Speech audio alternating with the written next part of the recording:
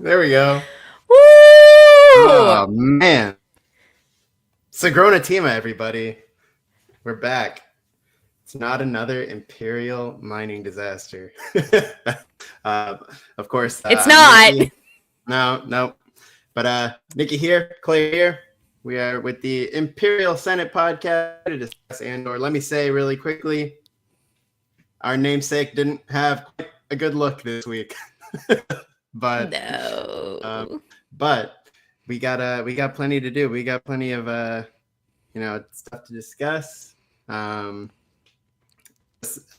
whopper of 3 episodes to even figure out. But first things though, happy belated on the show. It was Claire's birthday yesterday. So what better late gift than to stream and talk about Massacre? What better late gift than to make myself completely emotionally vulnerable again on the internet? I've already done it once. I've already done it very clearly once. So, Yep. you know. But thank you, man. Do you have a good day overall? I did. Yeah, my dad well took for the the train year? up.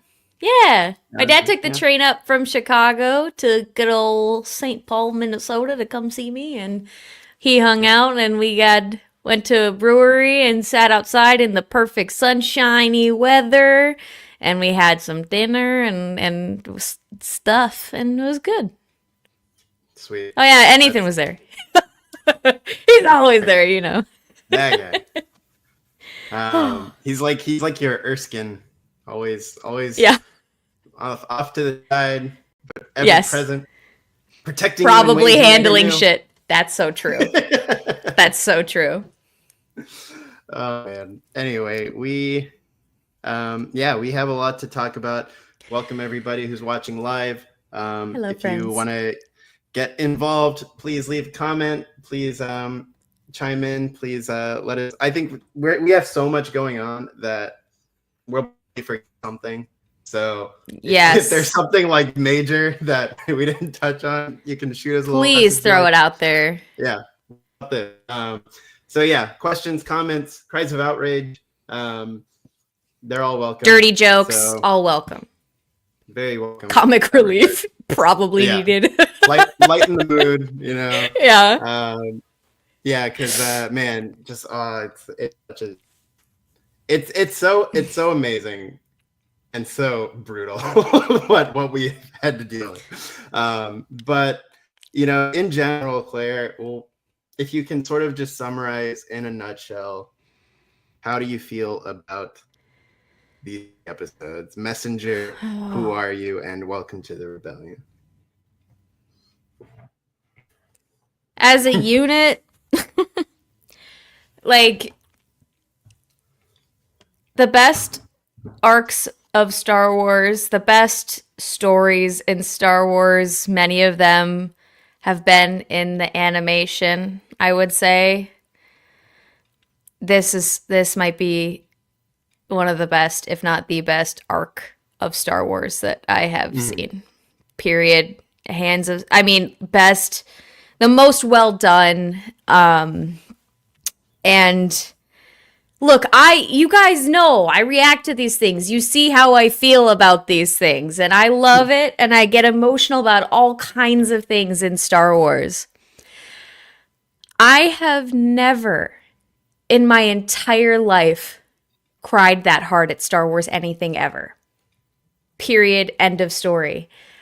And it started off little tears of anxiety. I felt so anxious at the start of episode 8 that I literally was producing tears in my eyes. I was like, there's moments, go watch the reaction videos, plug for those. There's literally the moments early on in the episode where you see things are coming together where literally I'm like tearing up and I'm like, I'm so scared.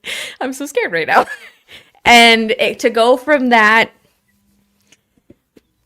the build through these episodes to that, to finally seeing the Gorman massacre, which as a piece of editing, as a piece of television, Star Wars or not, was one of the most well-executed, devastating things I've ever watched on television.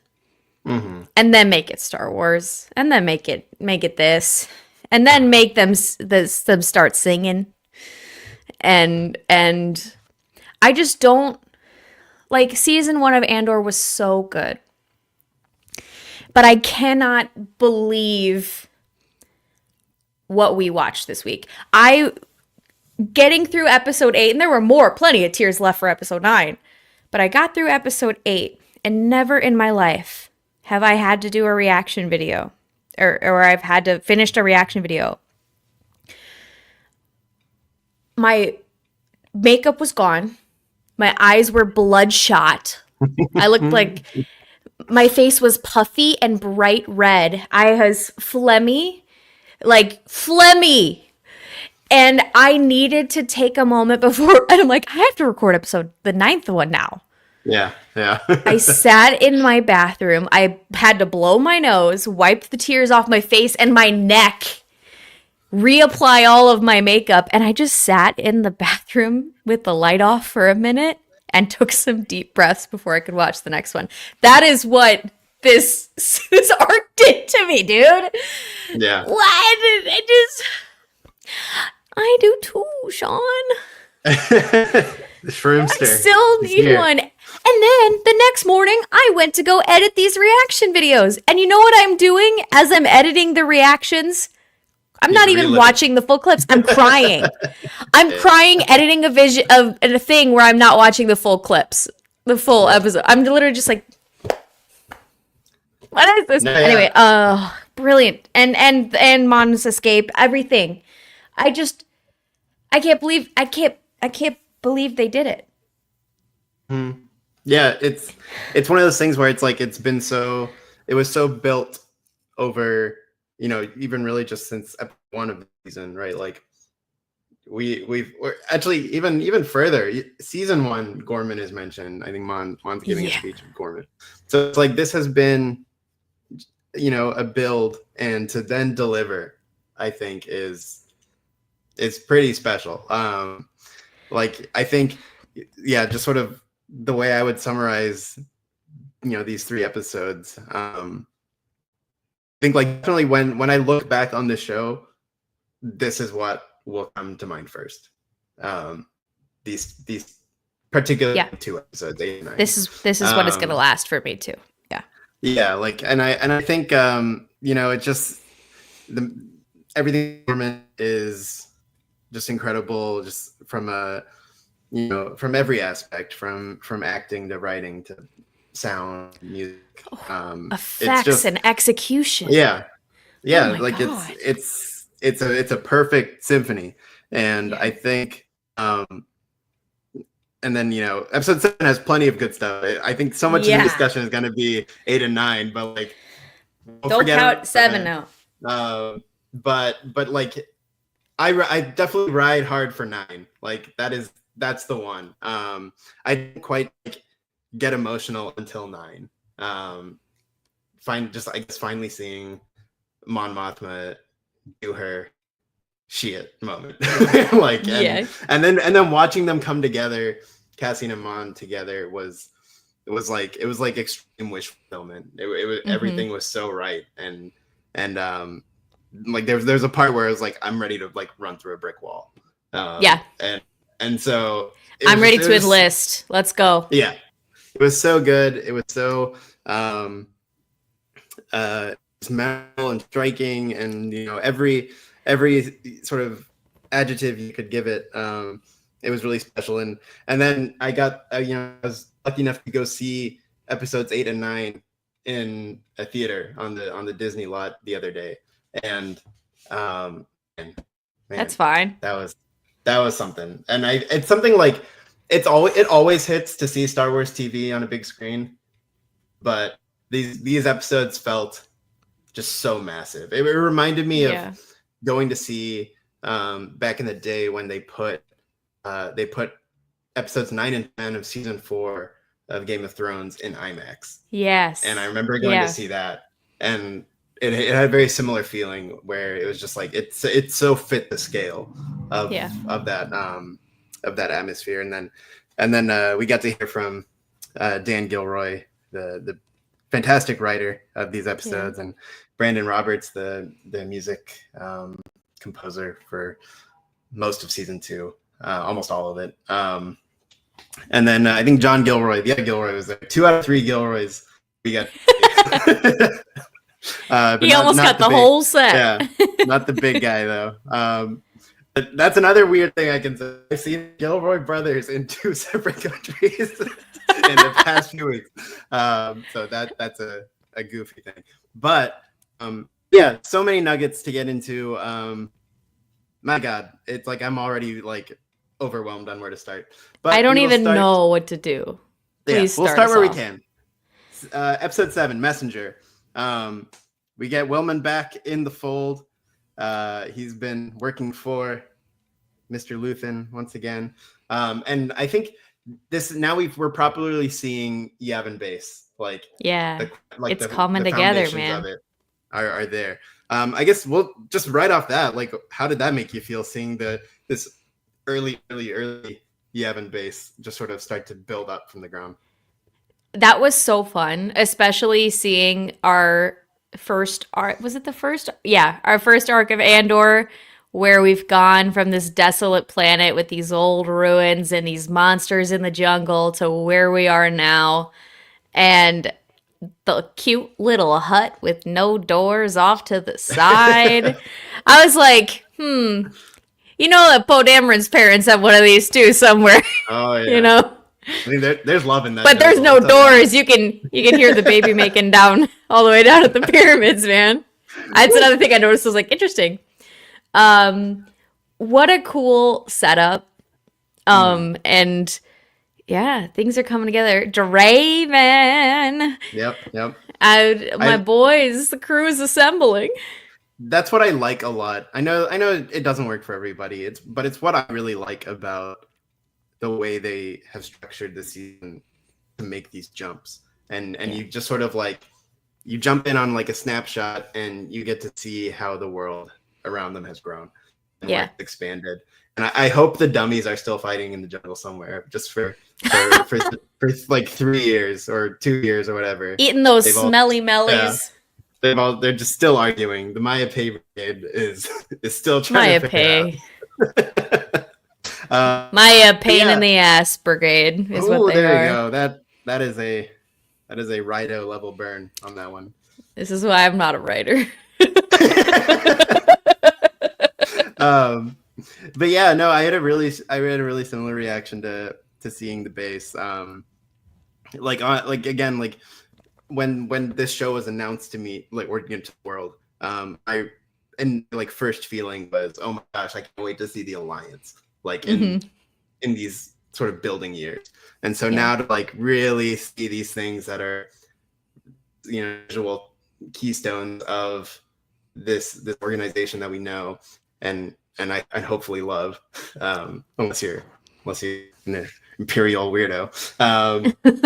It's so great to see just little things like they had like 1 or 2 X-wings, parked, and like we finally see the U-wing back in action, and just the base itself. It's really fun and really just sort of it gets you back to really plugging into Star Wars again, and that's like such a nice feeling always, and then even just little like seeing like their little house, and then seeing the like mess hall in the yard, where it's like this is where everybody this is life. Yeah, it's so cool to just see those little things, and it's interesting time at Yavin Base, that's for sure. But Will comes back, and Will comes with news and question if Cassian's ready to get back into action. And they set it up interesting of how there is like already a little bit of like distrust occurring between this little group, because Cassian's constantly asking Will, he's like, where you been, and like Will keeps dodging it, and I thought it was really interesting, this idea of these. I always love the words Tony Gilroy used, the original gangster. Like watching the original gangsters see the alliance come together, and are like, "You guys sure about this?" It's weird because it's what Luthen is really building. Yeah. But now, like watching it come together, that's a different thing. It's now one thing to real. talk about it, and now seeing it happen, and I thought it was really interesting how Will is like, there's new faces every day. It's like, how do you trust them more than you trust the homies? And so the rift has already sort of festered over a year. With Vel and Cassian. What did you think about that? With just the idea of them really like being happy to step away from Luthen. Yeah, I get it though. Because also, yes, look at this wonderful thing that's coming together that is absolutely the fruit of this, like the growth of the seeds that they planted. They helped assemble this. They were in on the ground floor. And it's been hard for a long time. It's been really, really hard on them for so long. But the thing, I think, once they start building this once they start seeing this thing like, oh my gosh, yes, this is the thing we're trying to build. You put in all of this time and all of this loss and pain, and then they realize we haven't even gotten started. Mm-hmm. I have putting so much work and putting yourself at risk so many times and the people you care about so many times for you to not even be at the fight yet. For you to not even be in place and not even be ready to attack this empire to complete the mission. It is just like, that's devastating. Like, it's gotta get on you. Vel showing up being like, yeah, I need to take a break. I was getting reckless. Of course you were getting reckless. Yeah. Yeah. You're mentally, you've got to be trained. You should be proud of your accomplishments, but at the same time, it's exhausting that you haven't even started fighting yet. The real fight. Right. And it's just, I get why they need that. And it's so hard because also the wonderful thing about Cassian and Bix getting together, and they've been healing each other as human beings over this time.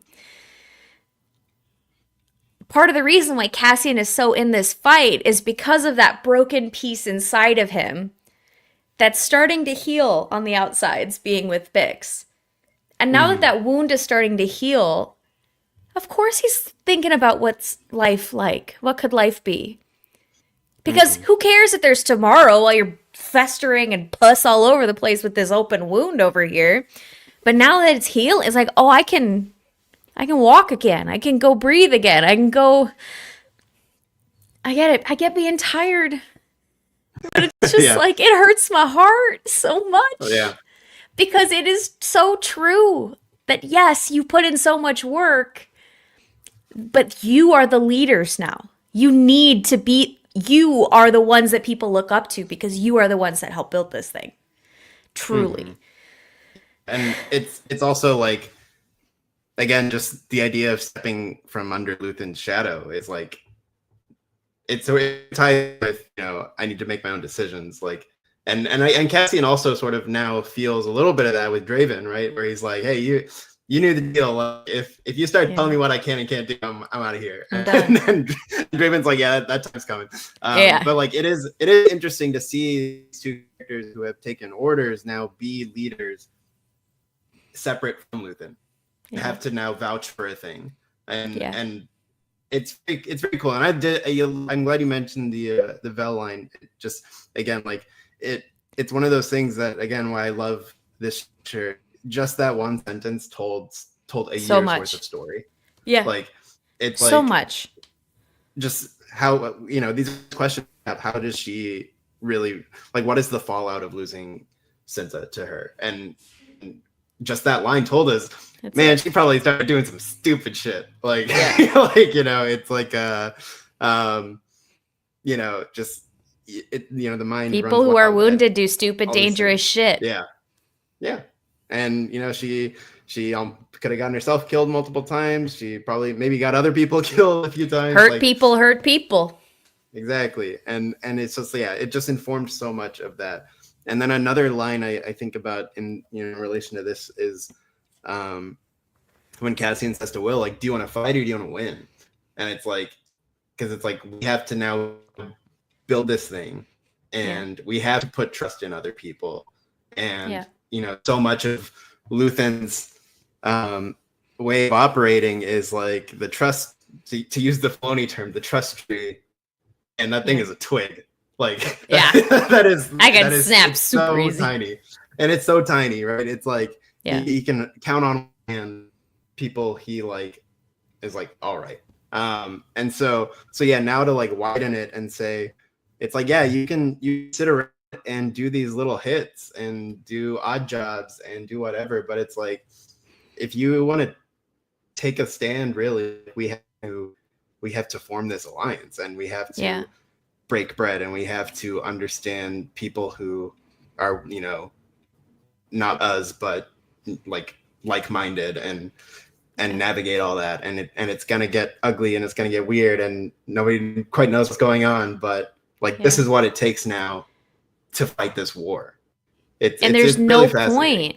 There's no point in being a martyr if you die for nothing. Like, don't go out and don't die for nothing. If you're gonna if you're gonna put your life on the line in this way, win. And that's such a key theme this whole season. Like, we have Bix in the apartment being, look, if we're gonna lose everything, it's gotta it needs to count, right? It's gotta be worth something. And then Cassian, by the end with Mon, make it worth it. That's such a key idea to what's going. Let's not die for stupid reasons. It's we start in a really fascinating place in this arc, and of course Will shows up with a hit on Supervisor Dedramiro, who is hanging out in Gorman. That's a good sign. And we also had the Force healer chilling out. Yeah, that was this episode, right? It was. It was. Yeah. We'll get to that. But this is sort of what Will brings to Cassian. Come here. This lady killed she told Bix. She made Ferrix a mess. Go get her. And I think Cassian's like, okay, I kind of like the sound of that. He's like, all right. I'll go into the Imperial War Zone. I'll go. Let's make a little trip of it. But yeah, Force healer. This is pretty significant in terms of, which is funny again, because it's it almost feels like 7 is so insignificant compared to the other two, but it's this actually has such long-reaching arms. Yes, it does. It's really, really fascinating, and a really, ladies and gentlemen, the first point I teared up in this arc. No, it's really important and special, and I think it's again similarly to seeing X-Wings and seeing U-Wings and seeing Yavin base, seeing the Force come back. Again, a really important point. And yeah, Duncan's totally right. It's a really important point again to bring this story, which has at times, which is by design granular and small and focused on one-to-one people, to now bring the Force at this point reties it all in cosmically, and you see the big picture again. And I think again, they did it in a way that fits this series so well. I think people kind of might forget how spiritual Rogue One is. Very, yeah. It's a super spiritual film. I just rewatched it the other day. It is. Yeah, I mean the whole Chirrut is the embodiment of faith, right? His whole point is this is what faith rewarded looks like.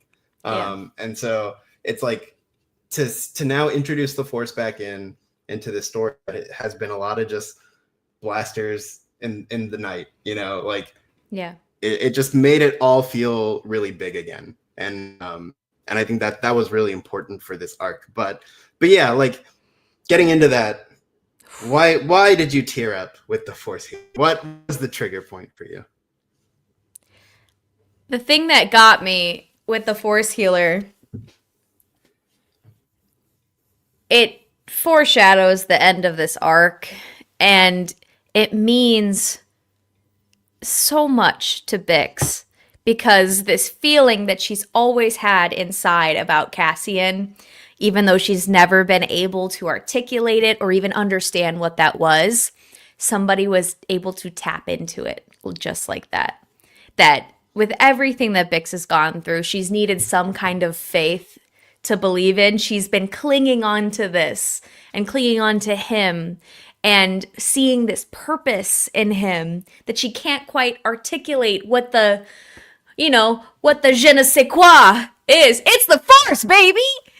He's a messenger! And the thing that really got me too was not only did it validate what she was feeling, you could tell that at the same time, it broke her heart a little bit to be right. There's a moment with the way she looks when she's looking for answers where she realizes, I need to make sure that this man is able to continue to be the messenger. And I will do whatever it takes to make sure that he gets it done. She's starting to put things together. She's starting to put, and you could see it. Right.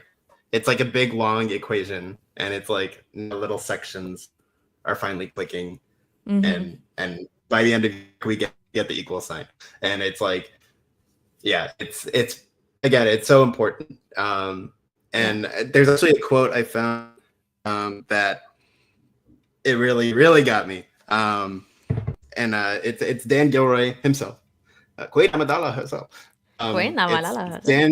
Dan Gilroy talking about the scene with the Force healer, and he said Cassian Andor is sensing his death, some part of it at least. He's watched too many people die, and so many strange occurrences have happened. I always imagined after that meeting, or after meeting Force healer or the Faith healer, the concept of the Force lands with him, and I believe when he's on the beach about to die in Rogue One, he's not imagining this is. He's imagining this is some sort of continuation. So, like, can just sit with that for a second. But it again, it ties in that thing that Diego Luna talked about so much, in particular about how this series will change the way you see Rogue One, and now the role the Force is now actively playing in Cassian's mind. I can't wait to go back and just be like, I'm gonna just watch him anytime Chirrut opens his mouth. Same. Same. The moment they step onto Jedha, I'm gonna be like, what is going on in your brain? And just all these little things to see how it looks, and find all this little meaning. And it's again, this idea of the Force now working through whether he really understands it or accepts it. He has this in his head. And it's like, now I've somehow met this, this guardian of the wills who can definitely tap into something, and then, or at least have something tap into him. And then, now brought together with the daughter of this target who's linked to this weapon. And it's just like all these things coming together. And it's I'd love to now talk to Cassian in Rogue One and be like, brother, there's some weird shit going on, right? He's like, weird shit. Really weird. Rogue One is just a total manifestation of the Force bringing all of the right people together that would have never, ever, ever been in the same room and making the impossible happen. If that entire rescue, if that entire retrieval of the plans was not the will of the Force, man, every single person did their part. And we're brought together by some crazy happenstance, all connected. Crazy shit, man. It's like, that's the thing. It's like the Force is an active participant in the story of Star Wars. And it's like, it's why we have a responsibility to teach people when they think balance in the Force means equal. That's not what it means. It's like, it doesn't mean a whole bunch of Jedi. One little dude down here. Doesn't mean It's not that. the Empire Right. ruling the day. You and all your Exactly. Inquisitors and your boy Vader. No. It's not about equal sides. It's about It's like y'all forget what the word balance means. Oxford, Webster. Go check it out. It's Thesaurus.com. Yeah, it's like the again, it's the entropy in the system is the dark side. Like that's what the Force is trying to get out. And so the Force is a participant, it is a character, it is everything, but it's like, yeah, it's after the scene, it so clearly ties that mission together, and make sure the right people get to the right places, and then once they're done, they accomplish their goal, they die. Like that is how that Star Wars works. Baby. And it's like, and it's again, it's the through line to Vader and Kylo Ren. Like once they do the thing they need to do. Oh God, you can trace it though. You can trace it back so far too. It's like Qui-Gon brings the kid. Padme has the bebés. It's the Force twins happen. Vader comes back to the light, saves his son. Luke Skywalker comes back into the fray and stops the First Order from eliminating the Resistance and wiping out all of the good. Damn. It's a bummer. It's a bummer. Unfortunately, Leia calls out to her son. Han Solo puts the doubt in his son's mind. Damn you, Star Wars. He disproves what he thought darkness would do. Duncan McLeod says Thanos enters the chat to discuss balance. It's pretty funny. Yeah. Good old Thanos, who clearly didn't understand the power he wielded. Oh, buddy. But yeah, it's such a key scene to this story, to all stories. Just the idea of what the Force is looking for and kind of needs. But yeah, I think, man, that's just 7. We start getting to Gorman. We start visiting Cyril and Nidra. Cyril on the verge of a major crash out. And I think the questions are now starting to build, right? Of like, what exactly is going on here? Yep. In a way that, is not great. Grow a spine, because if you don't, someone might attach some little puppet strings to you and do some of these, and the next thing you know, you are responsible in a not insignificant way for genocide. Grow a backbone before genocide happens. Unfortunately, there's backbone on one side and fascist girlfriend who gives you promotions on the other side. Ooh. So it's like, oh man, what do I do? Oh my God, this girl talks to me. I gotta go with that. Yeah, it's rough. This girl stood up to my mom. I will do anything she says, including genocide. No, honestly, he didn't. That probably was a huge moment for Cyril, though. Yeah. the dinner with Edie. Huge. But yeah, I'm trying to think. What are the remaining little big pieces from what's it called from episode 7? They did indeed. They dropped the G word in the Star Wars. Obviously, Cassian goes back with Will to Gorman. He does sort of ditch. Yes. Sorry. Yes, he does. My man Will has a thing for pretty blondes on planets in upheaval. Dude, Will is a lover and a fighter, baby. If there is a cute blonde girl somewhere adjacent to a rebellion, you know my guy has locked it down. You know it. Yeah. Oh, yeah. He's got the moves and a type. That's for sure. He loves a resisting. What's it called? A blonde in resistance to authority. Ain't that the truth? I don't know if Drina and Homegirl at the beginning are quite on the same level of fighting the Empire, but no. No. But she definitely is. The first girl definitely is, part of a group that Yeah, is. I like to think that the first girl that situation and what happened there left some little nugget in her brain. I like to think that started some resistance in her mind after everything went down with Brasso and all that. You'd hope so. You'd hope. Maybe B is like just talking to her all the time and being like, you need to do some more resisting against authority. Where is my friend Cassian? Cassian will come back and say you didn't do enough. Which someone needs to go pick up B. That's all I'm gonna say on that. But someone needs to. It's like on one hand, I'm like he's safe at least. He's safe, I guess. I have a theory for the end, but I don't know when they're gonna fit in otherwise. But yeah, either way, blah blah blah blah blah. Cassian and Will back to Gorman. Cassian kind of ditching on the Alliance apparatus. Vel does tell Bix something about she tells Bix about how like they were gonna promote him, and he's like, and now he's running off, and it's like, which is again just a great sort of like push and pull of being part of something and wanting independence, and it's like like sort of navigating that, not doing a perfect job, let's say. But then Cassian checks back into the hotel. It's up our homie again, as Tony Gilroy describes him, a groovy little character. The whatever concierge bellhop kid.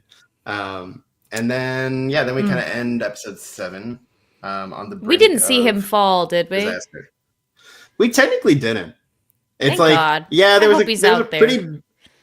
a pretty big explosion, but we didn't actually see it. I think that is firmly headcanon territory. If you believe either way, he's fine strongly, then they left that one for you. He's gonna make it to Yavin, I believe. He's gonna go join Kino Loy in peaceful retirement, and maybe they'll do like a hidden broadcast together. That'd be great. And the Empire will never find them. They're doing a podcast. That's what we feel. They're doing. They're doing a rebellion podcast. That's right. So good for them. We love it for them. And then it's time to start. Who are you? Episode 8. This is the one. It is the everything. It is. I don't know, what really hasn't been said about it yet. This is my crisis moment. I guess we'll try to we'll sort of try to pick it apart by, I guess, character grouping again. And I think probably the one definitely I think we can do is Dedra and Cyril. This couple from hell. So Cyril, we get the news that they started doing the mine equipment already on the stuff. Cassian sees them setting up the plaza. The Gore unfortunately sort of fall into the trap. Ryland sees this. Ryland tries to stop it.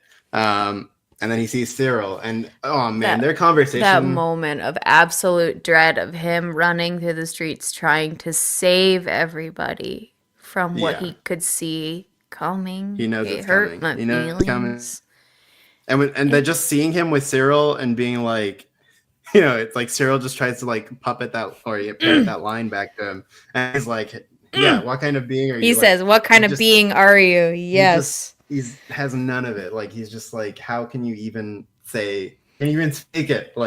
It's just, and it is unbelievable. That you should not be cleaning your teeth with toothpaste, my friend. You need Lysol toilet bowl cleaner with all the shit that's coming out of your mouth, my friend. Kyle Soller does such a good job. He does such an amazing job at taking this idea of just barely clinging on to the Imperial narrative, that because he doesn't actually know better, but he is enough to know he's been screwed over, like, in a way as well. And so, and the second he stops believing in this narrative, he will not be able to take it. So he has to, this could not possibly be what they're doing. Like, could not possibly be. Like, this is outside. This is outside. And in saying that, he knows Jan. He knows it's true. He knows the truth. And it's just deep down, he just can't admit it. Yeah, it's that clinging on. And so again, he goes to confront Dedra about it, and that doesn't end well for the two of them. And quite aggressive again, with Cyril with the old hands there. And I think I was definitely surprised to see him like grab her by the throat. I was like, whoo, okay, then. he's an escalator. He's not a calm personality. This is no. Like, Cyril did not grow at all. And I think just, it's sort of like his I think what's such an interesting starting point for Cyril is I think he actually starts rather sympathetically, in sense of he's got a job. Some random dude just killed two of our colleagues. Yeah. We should probably investigate this. We should investigate that. Yeah. That is a pretty, I'd say, sympathetic position for him to start in. And then it's just then every little piece of his character comes into play, and you start not liking it, right? Yeah. Like, you just see he's like weirdly obsessive and aggressive, and like he's just this fail son who like can't deal with his mom, and it's just like all of that just now like flows into this part where he's now been. I hate to say that I know this man. Unfortunately, I hate to say that I know this man. Yeah. And I've met a Cyril more than one occasion where it's just like, you are wound so tightly, and if I just your entire psyche would just collapse like a house of cards if I just did one little flick. Like, absolutely. It's immense fragility. Like, and that's so fragile. Yeah, and like that's why it snaps like crazy. Ooh, chocolate. Thank you. Get married, folks. You get chocolate deliveries in the middle of your podcast. I'll mute myself and have a snack. I'm sorry. Continue your thought. Some gourmand deli over there. But yeah, it's like, it's so fragile because the moment he goes from, thinking he's this piece of puzzle that he's working with ISB, that he's like, oh yeah, like I'm making it, I got a girlfriend, I'm looking for agitators, I'm doing all this, and the moment I'm doing it, I'm in control here. Exactly. He's like, I'm an active participant. Woo! It's what I always wanted. I always just wanted to do something that mattered for the Empire. Look at me getting shit done. Yeah. Catching naughty people. That's all I ever wanted to do. That's how I came into the field, and that's how I'm about to leave it. And so it's like all of that just comes crashing down because he realized the fragility. It's like he realizes all of that was nothing. He got played. And it set up like really interestingly because like I don't think it was like totally absent of remorse. Like I think he felt it. Because when it's like, I think if he didn't, why would he go into the crowd? Like, it's like he, in some way, I think, just wanted to like stand with them and like, and I think it is almost go like, down with the ship, kind of. He felt that he was responsible for the Titanic hitting the iceberg and that he was not gonna hop in a lifeboat. He was gonna go down with it. I think part of it felt like, that way. Like I think Denise Goff put it in these words: like, you have like indoctrinated Dedra, and you have Cyril, who's now like lived amongst them, and watching that break, and even for Dedra, learning the mining equipment had come set her completely off balance. The end of this episode with the hands shaking and clawing at the that was something else. That was something truly realizing the horror of what you have done. Also, tapped into something. AC Dragon Rider, you bring up a really wonderful point. Can I complain about this for a moment? Go for it. Yes, even Partagaz would tell Cyril to calibrate his enthusiasm, direct quote, or use the exact word, calmly, when she was fucking calm. One of the worst things, public service announcement in case you didn't know, one of the absolute worst things you could ever do is tell a woman who is not raising her voice to be calm. Yeah. What did Try it. I'll murder you. You'll never see calm again. Try it. I did not raise my voice. I wasn't yelling. I was just asking a direct question about what the fuck you've thrown me into. I wanted to know details of the situation that I'm in. I'm not raising my voice. I'm not being sarcastic. There was barely a hint of a tone change. Not even have a little smidgen. Excuse me? Calmly calibrate oh, bitch. I think I'm trying to remember what he said.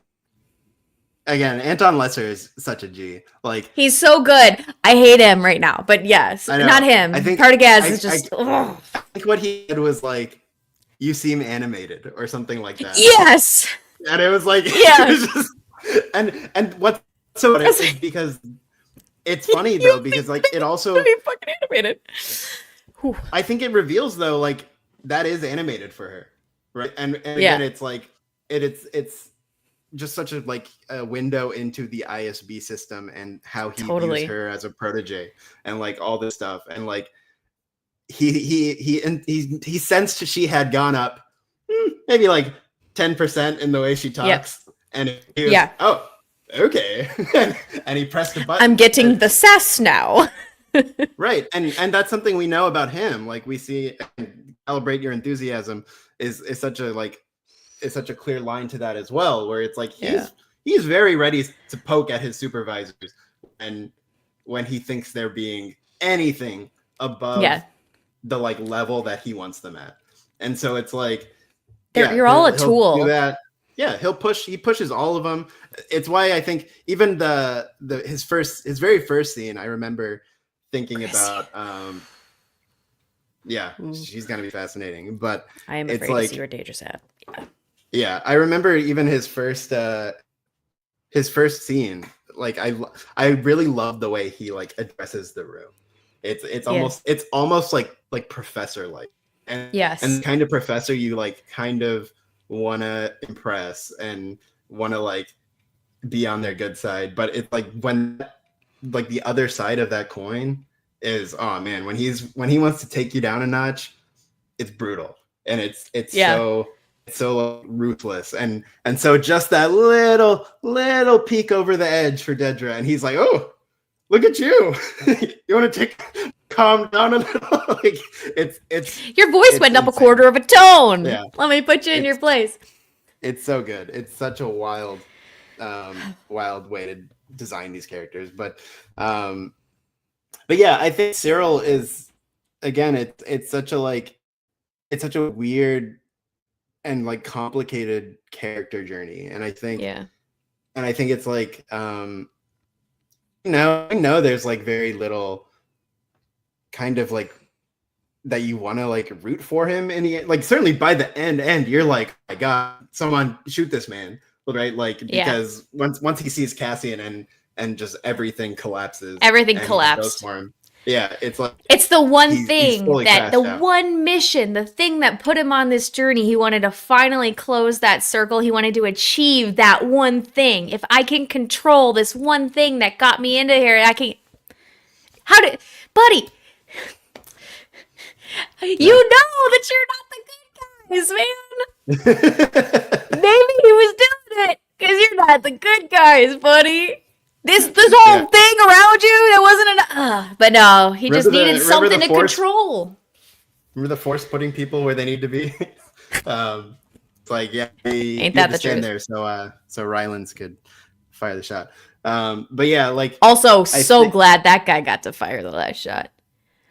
it's such a great choice in just in terms of that. Like it's one of those things where it's like that's definitely, I think the writing was sort of on the wall of Yeah. Cyril's somehow gonna go in the massacre. Like that Yeah. that felt right, but giving it to Rylands like that was something I really didn't expect. And that was Yeah. definitely a good moment. And talk about like reclaiming some sense of control, right? Like, I mean, he's Yeah. watching his planet fall apart around him and And he watching a feels massacre. responsible for that in a way because Mhm. he's the one who gave the green light to bring Cyril into the fold. Yeah, for sure. I mean, all the shooters were his people. Like that's the front like coming together. And yeah, it's like it's just that's such a crazy loop. Like This is dude, true. Cassis, who are you? Deflated the shit out of Cyril. It's very much like I don't even know who you are. I mean, Thanos came up in the chat earlier, right? Like Thanos, man. it's like I don't even know what's going on. Like, which is You think about me? I never think about you. It's You amazing. lost sleep over me for years. I don't even know who you are. It's such a shitty way to end for that guy. I mean, it's so great. Like it's such a great beat, and again, it's like, yeah, like you've obsessed over me forever, and I don't even know what you look like. Which is a great point. Like I think Cassian only ever saw him from behind, like when they sort of like him up. So it's that thing of like, yeah, I really don't know. And I think there was a part of me where I was like, I wish someone got to tell him that was but like I really don't think there's anybody there. Like if Rylands was like, maybe Rylands was the only, but kind of go off. But yeah, like man, Cyril is a little bitch. A little bitch, but also a remorseful bitch. But also not enough remorse to not complete mental breakdown. No. And so it's like it's such a good end to that character because it does pull you so many different directions and when somebody's entire world is collapsing around them, what they're gonna do at the end is when they realize, oh, I've done all this, they're still gonna lash out. That's just human nature. They're somehow gonna make this some outside thing's fault. You have to, otherwise your psyche's gonna crumble. And right on the verge of the psyche crumbling, his perfect little excuse showed up. Yeah. No, it's just wild. And but let's rewind a little bit and sort of go back to the actual like massacre occurring. I think watching it's things like it's almost like classic like horror movie when you're like wanting to shout at people on the screen and it's like, don't you see the stormtroopers are closing you in? Like it's that level of like, oh my god. And it was like, you could get very inebriated if you took a sip every time I was in tears during my reaction going, I'm so scared. I'm like, oh god, how did you feel about that sort of like level of escalation and like the tension? I love something Brandon Roberts talked about with the score. I think he called them doom bends, or he said Tony Gilroy calls them doom bends, and it's just that like that thing in the score. It hurts it like in your chest, you feel it. It's that epic thing about music, right, where it's like it makes your body react, and the absence of score as well. It's just those like little pulls every now and again, and it's not big scary march music. It's just the right sound to put you in a place of absolute anxiety. It's chanting and then eventually singing, which is such a like crazy move. Like it's what a like powerful statement, and having I think is Lazine, I think is the name of the guy. I think so. Who got in the past episode, he was the one who instigated that stupid fight to then get Yeah. Cinta shot.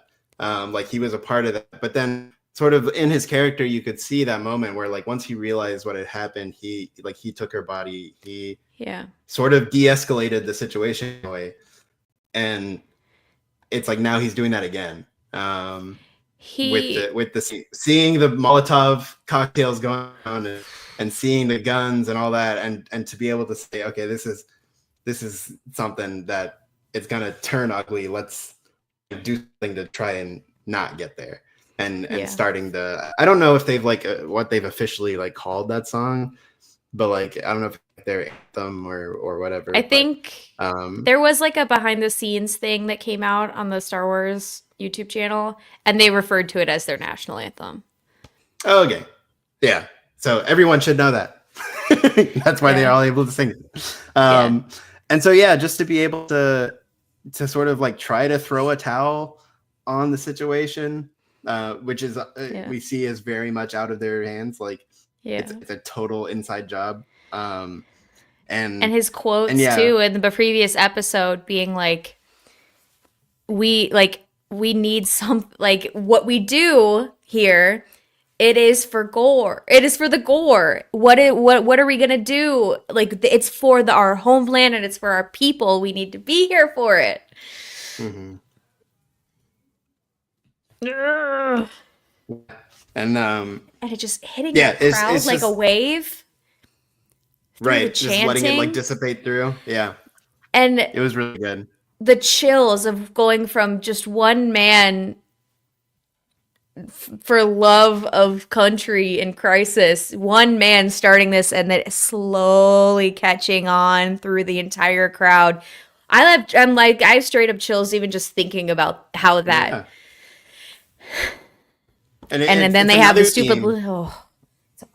It's a theme that just continues on through so many different things. It's the Nemec line of like any little act moves the lines forward, right? Like we get him, we get homie behind the desk who drops the rebellions are built on hope.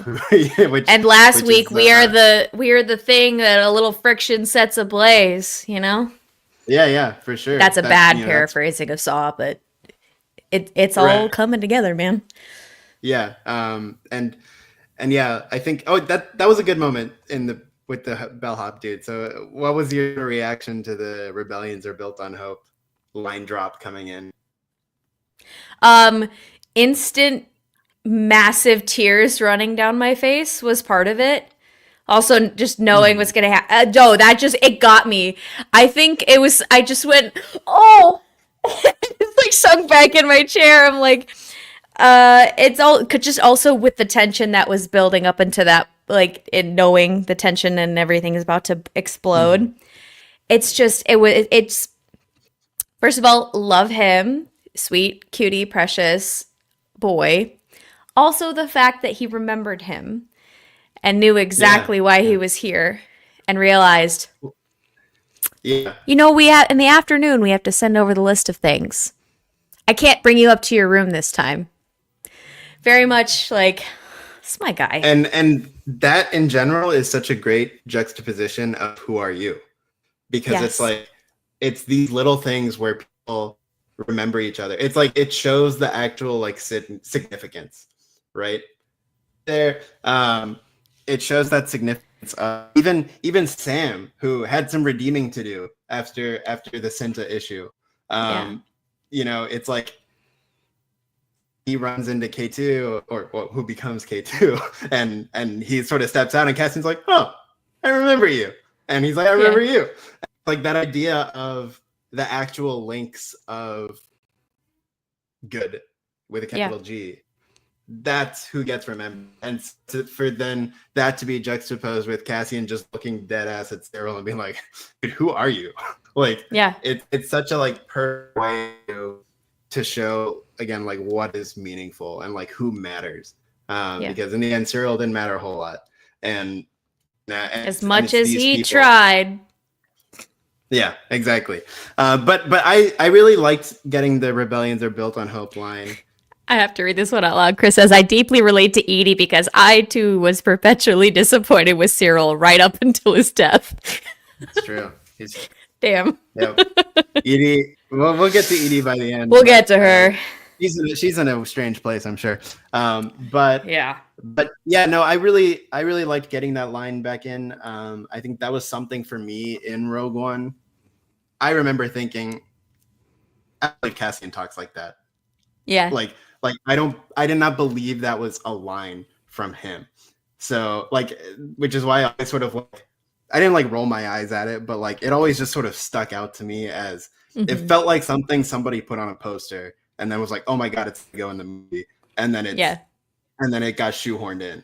And so having Cassian hear that from a groovy little character like the bellhop, like really, really ironed out that whole scene for me in Rogue One now, where it's like I believe now that like he heard that from somebody, and that's something he sort of has taken forward with him, similar to everything he heard from Nemec and everything he, thinks from the Force Healer and all that stuff. So like that was a really like, again, just powerful. To go back to that point of like, you're gonna see Rogue One a different way, like that's a really good example for me in particular. And so that was fun. But yeah, like, the massacre, it was like sickening, and it's sickening by design. And I think, something Dan Gilroy said at the little like panel on Saturday was just needing to show how, like, what it looks like when authoritarian times military meets resistance, and not hiding that like at all. And so like it is brutal, it is gross, it is. I think he also mentioned like like every person who goes down, that like it needs to hit kind of thing. And I think that's something that's like really interesting, even just from like, I think like a editing / sound design point of view. It's like, I feel like blasters feel more like guns than blasters. Like there's almost like a clickiness to it. And just like the way the blaster bolts fire in this episode, and I probably Andor in general, they just feel like heavy. They feel like bullets. And I think that is something that is such a like again, just such a like visceral way to show what this brutality is, what it looks like, and seeing people who, maybe we're not like entirely attached to them, but we've watched them in the like Gorman front, like sort of come up through the year. And sort of when you start seeing those people who you sort of recognize go down, it's like that in particular. And then that Imperial dude sucks. The crisis, I forget, the crisis manager is something like crisis manager, more like crisis instigator. But this fucking bitch, this guy who got the greenest frickin' Imperial regiment to come out and essentially be cannon fodder for his snipers to start the rebellion. I mean, it makes he fired on his own little green newbies. To start this and to frame it on victims. The damn Gormans, man. I want to say thank you. Hi, Spike. Thank you I enjoyed them as well. And also, new subscribers. On that note, you should be subscribing because we got some great videos. Subscribe, share, hit the bell. Hit the bell. But yeah, like in a way, it's like you see how they're willing to just throw their own people under the bus. It's like those newbies become victims in the grand machination as well, and it's like it's really gross watching this guy. And then again, it's like they believe in you, and they believe in this thing that that they're standing for. They think this empire ended this war and saved all of them. They ended the giant galactic civil war. That's their saviors. They brought peace. This is something to believe in. And this is how you treat them? And it's like, even if you want to like dig into that like more, it's like some of those guys probably like, again, it's like it's probably just look like a stable job. It's like, oh yeah, I'll just join, like a scholarship, like whatever the heck it is. It's like gotta get my Stormtrooper GI Bill. Yeah, and it's like, it's just, again, proof. It's like there's no winner in authoritarianism at the ground level, right? Like, it's all people in these positions of power. It doesn't matter what side you're on. If you're a pawn, you're a pawn. Like, and you're gonna get sacrificed. You're gonna get played. Yeah. Yeah. And so it's like, yeah, just watching those guys, be, again, like sort of used as ways to instigate what is going on. It was sad, and it like the whole thing is a tragedy. And also you get a brief comedy moment with the droid that is, I believe, people have, and it's like if the specificity of the moment didn't prove it, I think people have like and checked the markings, and Kate, they checked the markings. Yeah, he's the one who stares at Cyril for like an absurdly long time. But it's like, honestly, check that man. Good on you, K2, before you were even reprogrammed. It's pretty great. It's also funny that like he already had some sort of like weird personality, and so it's like, if the rebels were gonna figure out one droid to like rework, it's like they got the funky one. Yeah.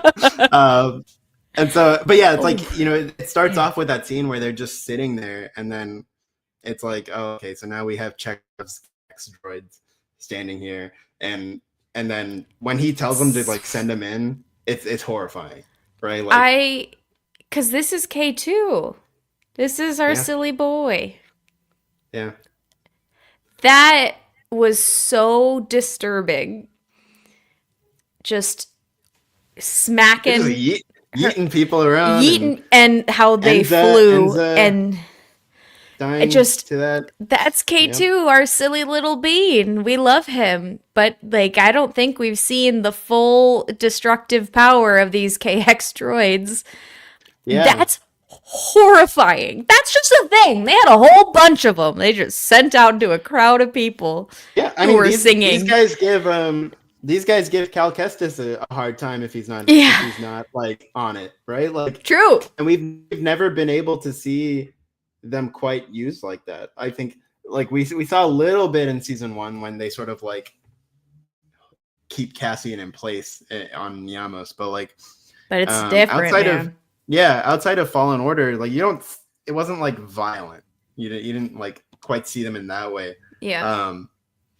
And so like watching them just go up against, I mean, it's not even go up against, like watching them just clean out, protesters or, just bystanders, like it's insane. And it's definitely one of those things where it's like, we don't ask K2 where he was on Gorman. Like, we just don't talk about that. We don't talk about that. We don't ask him where he was on January 6th. Okay. Exactly. It's like the Gorman massacre is his J6. Like, it's like, yeah, we just, we're just not gonna address that one, which again is very funny, or not necessarily funny, but like it's an interesting aspect of what we find people out at the end. People get reprogrammed though.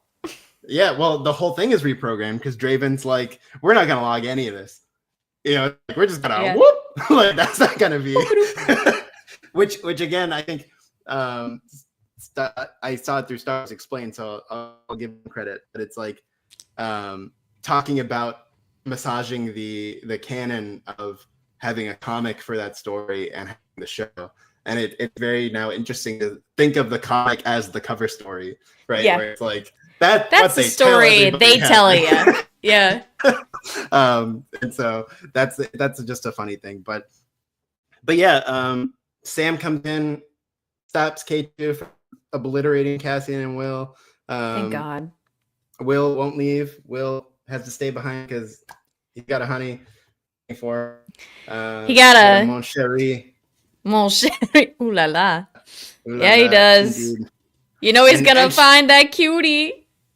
And she has a really like powerful moment as well. Yeah.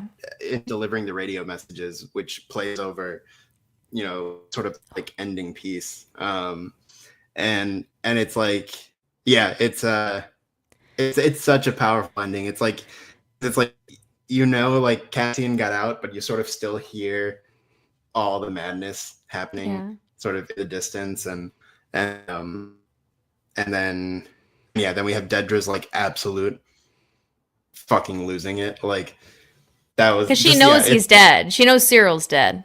How much do you think of yeah. that as I got Cyril killed, and how much do you think of that as, oh, look at the horrors of what I have done? I think it's about at least 85% I got Cyril killed. That's what I was thinking Yeah. as well. Yeah. Yeah, like it's Oh, again, like I it's had a like I don't sweet little boy I could manipulate and get mine, you know? like But no, I don't think personally there's like zero the weight of everything happening. for Like sure. There's I something don't in think there. yeah, I think there's It's not something the to that. majority. Right. But yeah, I think it's more about, and she was even like get him in here. Like Yeah. whatever they had, there was She wanted that something- happy ending. Yeah, there was something in there that was real to some degree. Yes. Whatever it was, whatever weird stuff they got into. With the lights kill the off. lights. Yeah. Because you can't keep Those them on. No, it's too heinous It's too to have much. the lights on. It's too much, man. I wonder if they have like a sexy time torture device where they like put some headset on, but it's like instead of like messing you up, it's like hot. Who knows? Only Tony Who Gilroy knows? Only Tony this blade Gilroy. tells. Send your answers to the Imperial Senate Podcast at gmail.com. Let us know. Yeah, that's Tweet at us. That's peak questions here. But yeah, I think that was a crazy scene. Another little piece of previous episodes linking back in. We have Clare talking about the spy piece that she put in Skolden's apartment. She mentioned talking about like finding out that they had bought off the Hollow News. I think like Yularen had like revealed that they had bought the news essentially, and now seeing that in play of the reporters, and it's such a good shot of Cyril like clock reporter being like, oh my god, look how violent it is, when like they literally were just kind of there. And sort of seeing the media now play it. So like again, it's we can point to some sort of type situations here, but just watching this Hollow News that we know now has been completely in the Imperial pocket, like within the propaganda machine, the Ministry of Enlightenment, like it's all there, and watching them speak like that, it's really gross, and it takes us to the last scene with Edie, where Edie watching the damn news. Yep, she is a Fox and Friends watcher for sure. And like having that reporter be like, oh man, it's such a crazy way where we now have to ask ourselves, we willing to give up for protection, and Edie's crying. I assume at that point she knows Cyril's dead. But that's such a because Chris brought her up. It's like, I wonder what her like view is, because it's like he loved those Gormans. He loved them, and they got him killed. How dare they?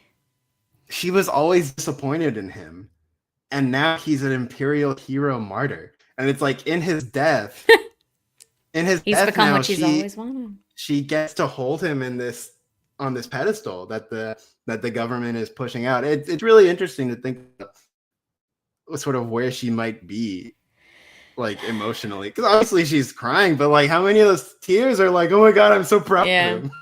Like I'm finally proud of him. I finally have something that I can tell my friends about. I can say, look at Cyril. Yeah. Hero of the Empire. My son was a martyr of the Empire. Very. That's how the episode ends, and it's a man. We still have a whole other episode to talk about. So we have a whole other episode, dude. Take a deep breath. Okay. Episode 9. Welcome to the rebellion. Welcome to the Welcome to the rebellion. Rebellion. So immediately jumping in, Senator Orrin, I think, of Gorman is now like being escorted away. Very unfortunate and timely. They will come for you next, as Bail Organa watches him leave. And yeah, so now we have Mon. Mon's like, can't do this anymore. It's time. How did the blood start pumping immediately for you?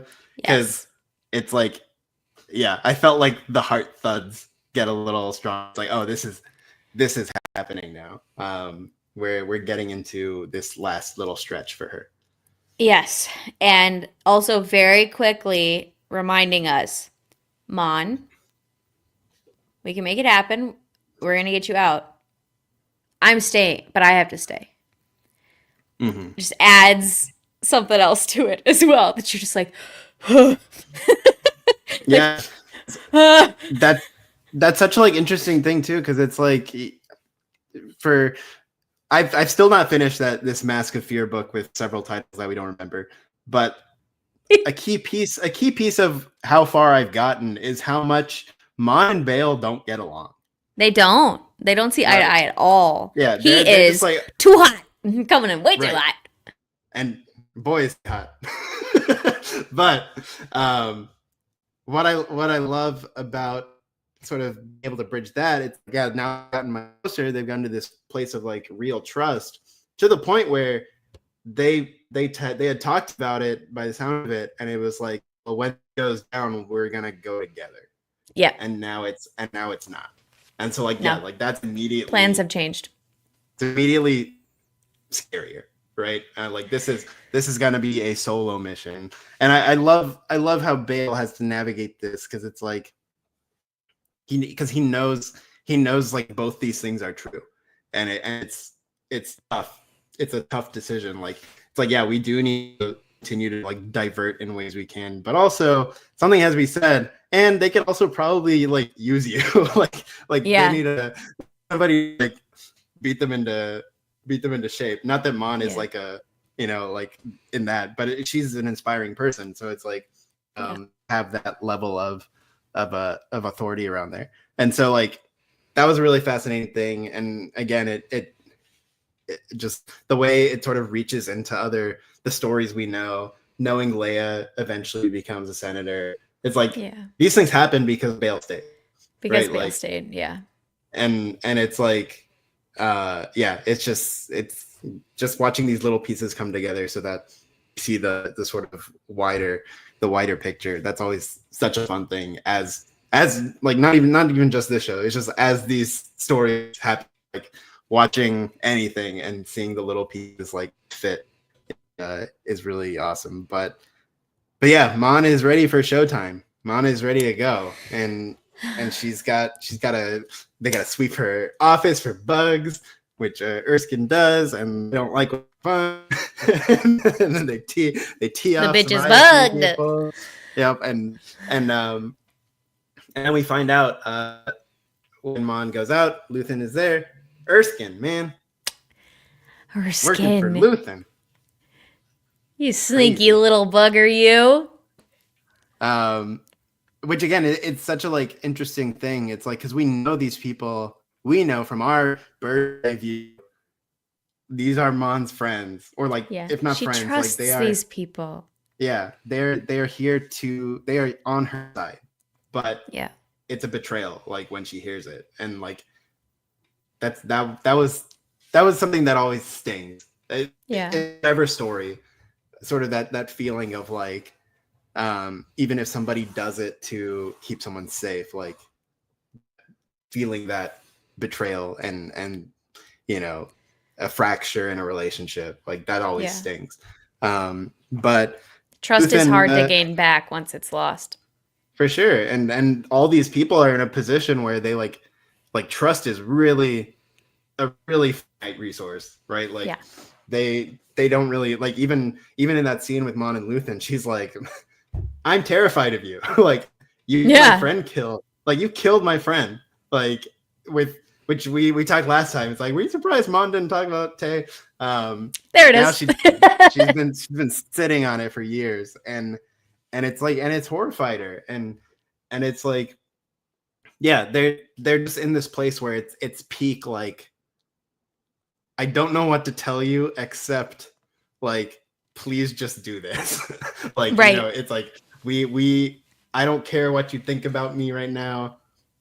Please do this. Like, that's all I got. And it's just hanging on by threads, all these little relationships. And because here's the thing too, yeah. Mon's right. She also says to Luthen, like, yeah, you got rid of him when he became an asset, and you know, if I get captured, the whole thing is gonna come down. You would probably rather have me. We'd rather have me dead than captured. How do I know you're not about to just go get rid of this loose end? Like, right? How can I trust you? Yeah. At what point am I a liability? Right? Like, yeah. And like, are you? Or like, at what point do you view, like exactly what you said? Like, it's easier just to get rid of me now than have me go through this speech and have me do this and have me put things at risk. Like, it's really, really fractured. And I think, again, these actors are so good. Like, so good, man. They're so good at what they do. And I love when Luthen's like, look, just whatever, just I'm sending one person. and he's like, he's got friends everywhere. Yeah. It's like, just this. I'm not gonna, I can't justify everything to you right now. Just please, if you take anything from this, take this phrase. And then also we sort of don't get the go hint, with Bale's people. Yeah, which is another fun little like thing about how seeing Lonnie's usefulness again. Because that was clearly Lonnie passing off information about where the agents Get on to you, are. Lonnie. So Lonnie continues the run. But yeah, and then MVP behind the scenes, man. Truly. But Mon, you know, she does her business. We don't know who she's gonna with. She gets rid of Erskine. She's like, homie, please, I don't want to see you anymore. But Erskine's not quite done with her, that little sweet boy. And just loves her. So yeah, I guess this kind of like brings us to the speech. Yeah. Which I guess first we'll set it up again. Cassian back on course, given the press credential again. Ronnie Guja, what a guy. Which I gotta say, for being a news reporter, Ronnie Guja's drip is Ronnie awesome. Guja. Like Varian Sky, you know, that was a very specific look for a high-end fashion designer. But Ronnie Guja, just a beat reporter, Mid-Rim Network. Dude, that outfit he's got on Gorman, I love that outfit. But anyway, so Cassie's in the building. These two competing teams are now like in play. Bale, he appeals to my Model UN heart, and he pulls some weird parliamentary procedure. Or maybe not even weird, but he pulls parliamentary procedure to get Mon. Remember when you put this in place? Remember when you said it was for emergencies? Remember how you keep using the word emergency? Let me pull my shit here. Let her talk. Here you go. Yep. We pull you with your own rules. Suck it. It's very fun. It is fun. I love how she says it in the beginning when she's like, "I've seen you like work miracles or whatever on the floor." He did that. Yeah, that was some Bale sauce, and of course Benjamin dripping Bratt with Bale sauce. He'd already told her to tear the shit out of this place too. So it's very, very satisfying watching these two people who have had to sit and take it, and now it's time to let it fly. And I think she has a line earlier where it's like, nothing we do can feel worse than having kept all this in. Right? Yeah. Like, I thought that was another really like powerful moment. So yes, definitely. So yeah, it's like now it's go time. Bale's like, "Oh, I got this. Don't worry. You do your thing." we see Lonnie's Lonnie's agent by title, but not his homie in general. We've seen her now; she's a part of the problem. But clocked her right away, by the way. Yeah, crazy. Like, this one's the shady one. Did you see?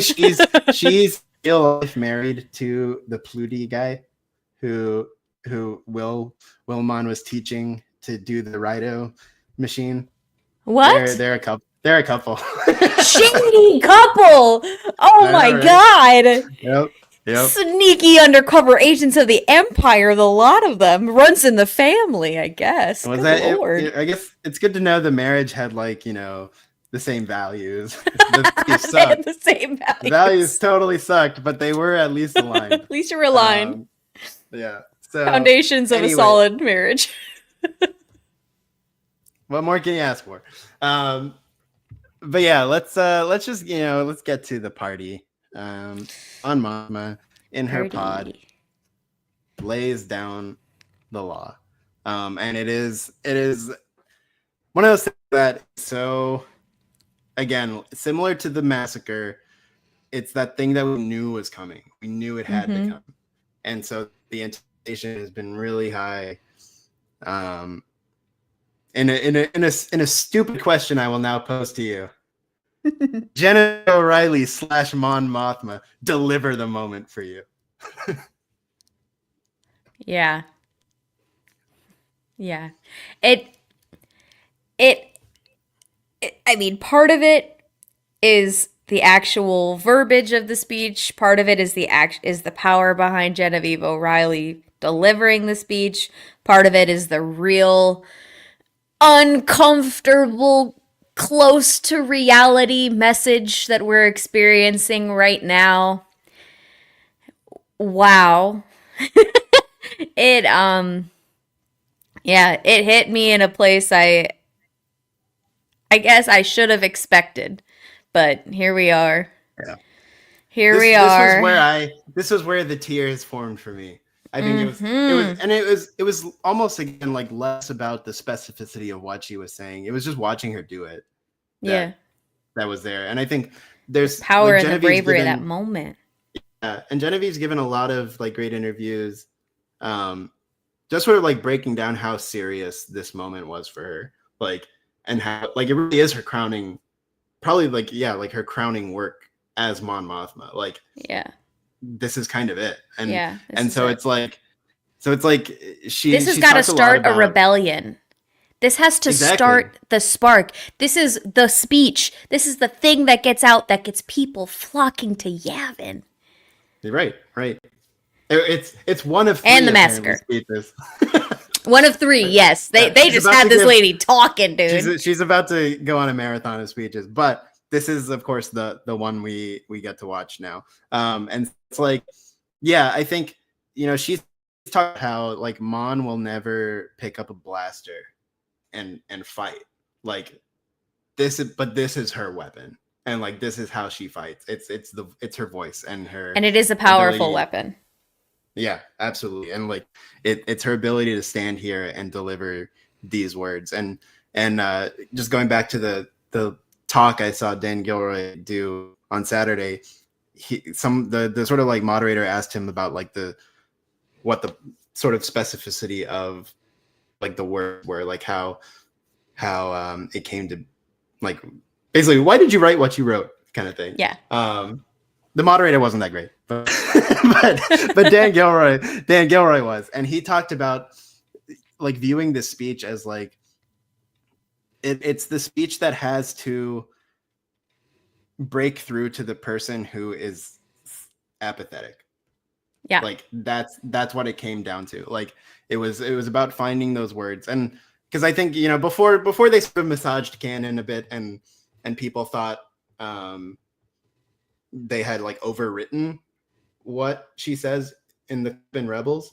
I think when you compare the two, it's the Rebel speech is a good speech. It is emotionally very different.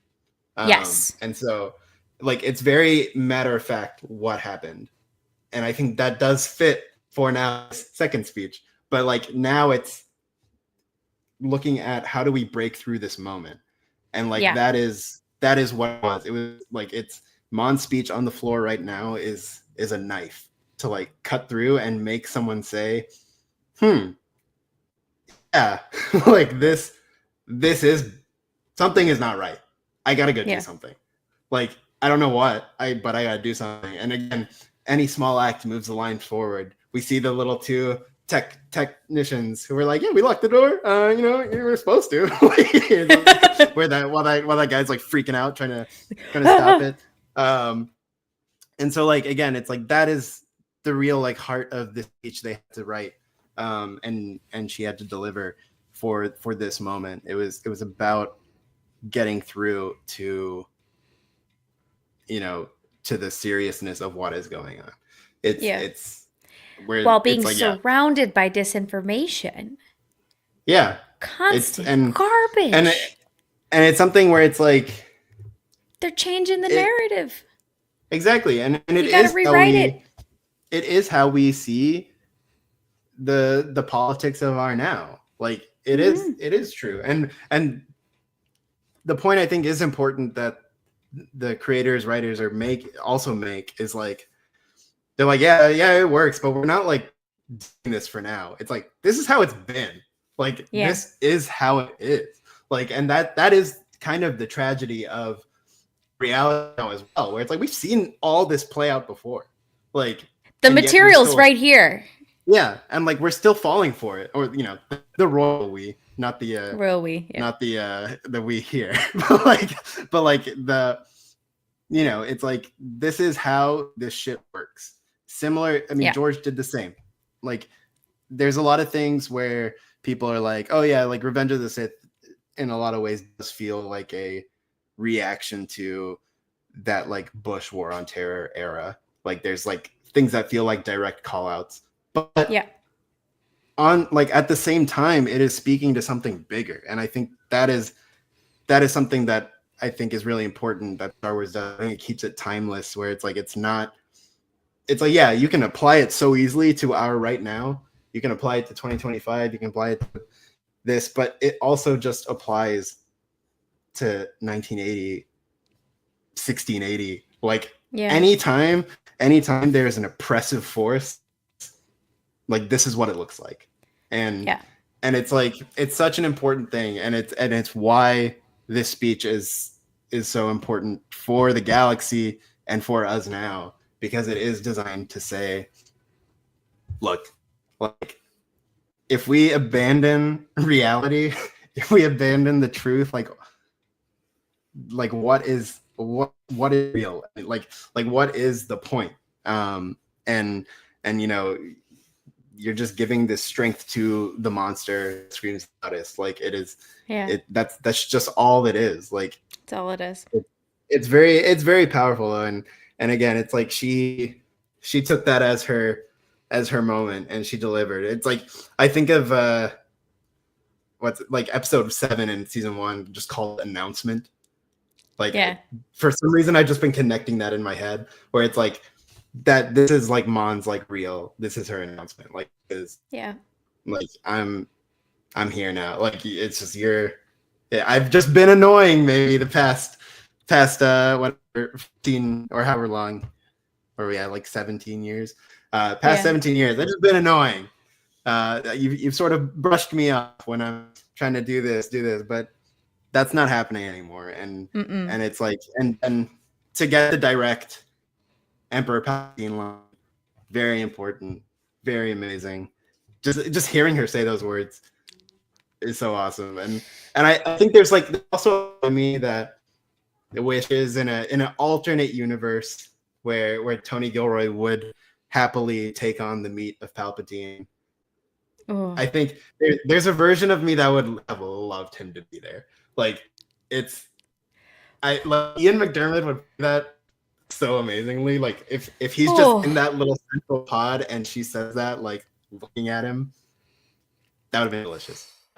No complaints, of course, no complaints. Just an alternate universe version. In an alternate universe, that would have been interesting. But he's not bothering himself with the day-to-day frivolities of the Senate, folks. Just, yes, I will take your flattery, flattery, flattery. Surprise, Mothma. You got Mothma'd. Yep. Which is also funny in how they sort of like, I think they say something about it being a quiet session. Like they've sort of like tried to keep it all under wraps, but you weren't gonna stop that lady. That's fair. But yeah, she gets it done, and she delivered it, and she's amazing. And now it's now it's like, okay, this is all hitting now. And yeah, without giving play, it's just like it's so insane watching them come together. I guess how did you feel about that specifically? Seeing two characters who have been it's funny because it's like it feels like it was their first time, but it's technically not. Like we saw them together in Rogue One, but it does kind of feel like the first time with these two almost like co-leads of this show. Finally like meeting in this context. What did that feel like? Holy catharsis, man. And it's just one of those things where it's like, because in like canonically in the timeline at this point, it is their first time meeting. So you're kind of like, you guys have no idea how much you are going to change each other's lives. You don't even know it yet. Mm-hmm. You two are going to end up being so important in this joined mission. Both of you have no idea where you're going from here and what the consequences of this moment are going to be for the galaxy. This is it. Girl, go with him. Run. Run. Yeah. And it all becoming real with a couple blaster bolts. And, I killed. Of course I did. We're not going to get out of here if I don't. Like, what do you mean? Yeah. We got to go. It's like the Mon Mothma extraction. Yeah, like the Mon Mothma extraction is probably the one thing I've been thinking about this whole season. Like this specific thing, seeing how they get her out. And it's like I didn't have like a whole lot else to ask for outside of the few shots of him holding a gun and her being like, ah! Like they're so good. Like just so the two of them in those moments are just peak. And yeah, I think it was really like really special. It felt like the stars aligning when they meet. It felt like what the Force healer is talking about. Like it was just all those things, and it meshed, and it's go time, and we gotta go. And yeah, Erskine joins, and it's just all these little pieces. It's such a like well-paced like little sequence. Also Chloris. Shout out to the buffoon Chloris. Shout out to your driver being a dingus, dude. Yeah. I love how they like I don't actually think I ever got the impression in season 1 he was like stupid. I thought they played like she obviously played him with the Perrin gambling thing. But but I don't think he was ever dumb. And it's funny now, like in season 2, they like specifically are like, oh no, Chloe's an idiot. Yeah. Young fool. Also, like we see what you're doing. You're not even hiding your cards. It's like, you have 2s. Do you have any 2s? No. Yeah. No. I'm not gonna go fish, bitch. You're showing your cards. You're bleeding, man. What do I do with this blaster? It's so true. Yeah. It's like, oh my god. But yeah, and then Chloris is another casualty of the escape.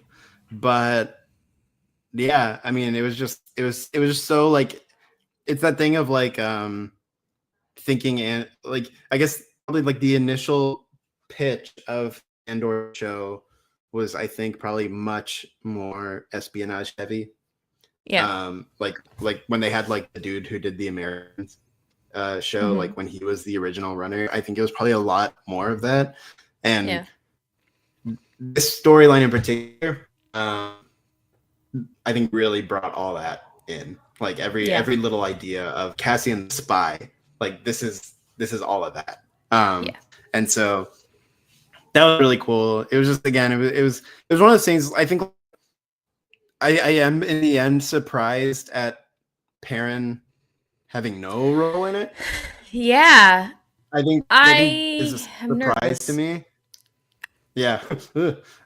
But yeah, I'm curious to see where if it is addressed. I feel like it kind of should be, but I feel like it should be. Yeah. I also have just seen some know. things on the internet.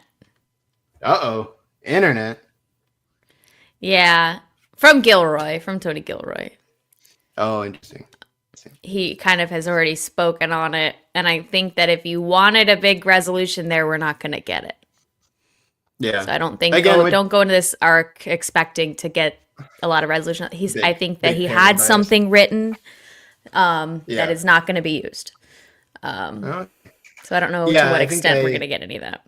I don't know if Chris is still here. I think Chris told me something. I think Dan Gilroy said about a previous version of an episode. But then when I heard that, I also kind of understood why that is not in. Yeah, because it's just not like the pure. It's like the pacing and the urgency of this moment can't stop for that. Yeah, kind of thing. So yeah, we'll see. And again, if I live by this sword, I gotta die by this sword. I love the gaps. I love jumping. So I gotta take that on and say, you know what? That's a story I gotta tell for myself. What happened to Perrin? That's right. And Lita. And Lita, yeah. So if that's addressed in no way, onward. If so, maybe somewhere, maybe a little bit. We'll see. But I trust in the process. That's the thing too. It's like I feel like they've earned my they've earned trust in terms of how they've beat this thing up. I have a feeling they'll stick this landing. They've stuck everything else. These up and comers are promising.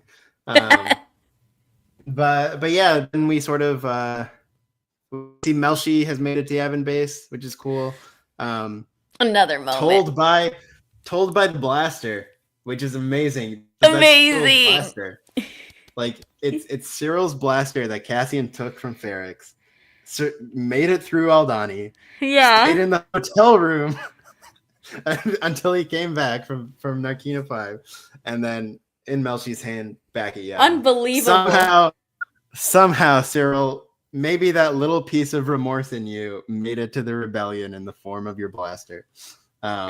So there you go. A little bit. Yeah, exactly. But and then we see Mon in the escape house. Wilmon and Drina survived. Survived the massacre. That was another moment of tears for me. It was tears of relief. I was just like, oh, I thought for sure him going back for her that they were goners. I thought for sure they were goners. I thought last week he was toast. So I did too.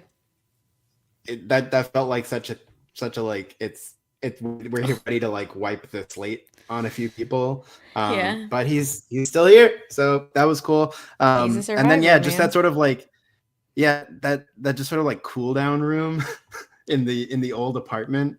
That was it was surreal watching it. Just sort of that thing of man, are we all just really all just here? It's not a phone and everybody enjoying the fruits of rebellion. Not a phone in sight. Yeah, exactly. And so that was so cool. Find out the PR does not stop moving. Gold Squadron's got to bring her in. We've got to legitimize the rebellion, the alliance. Right. Which again is such a great thing to play with in terms of point of view. Because Clare says it point blank as they're rewriting the story. Yeah. So pointing at that fiction. But I'm also on the alliance's side in that regard. Where I'm they have to. Yeah. again, it's like it goes back to that line. Like, do you want to fight or you don't win? Like, Yeah. if we're gonna legitimize this program, like we have to kind of do this our way. We can't do these little like side things and these people who are a little bit in, a little bit out. It's like, yeah, you did it, but and then as Draven says, like it's the end result that matters. Like, Yeah. we just need to bring this home. And so like it's a really interesting thing, and again a really great way to sort of navigate these points, because there's not a whole lot in Andor that has to deal with fixed points, right? Like whereas this does. And I think they did a just a nice job at like ironing all that out and being like, okay, how do we get Mon from the safe house run by Luthen into, you know, a ship guarded by Y-Wings that then needs the Ghost to take them on. Like, because again, that's the other thing. We'll remember, Star Wars Rebels aficionados will remember, the Ghost was not supposed to take her. The Ghost was just refueling them. It was, they were there to assist, and you know, obviously some fuck shit happens, but and then that turns into a delightful adventure. So yeah, like I think they did a good job in figuring that out, and making sure we sort of now see these different facets of the story. So it's like we have her Senate speech, then we have this, I think, kind of like, now let me lay it all out clearly, and then have her rally the fleet speech that we see in full in Rebels. So that's pretty cool. And we're not even done. Oh my god! Like, there's another thing that happens. Yeah. So actually, two big things, I guess, would happen.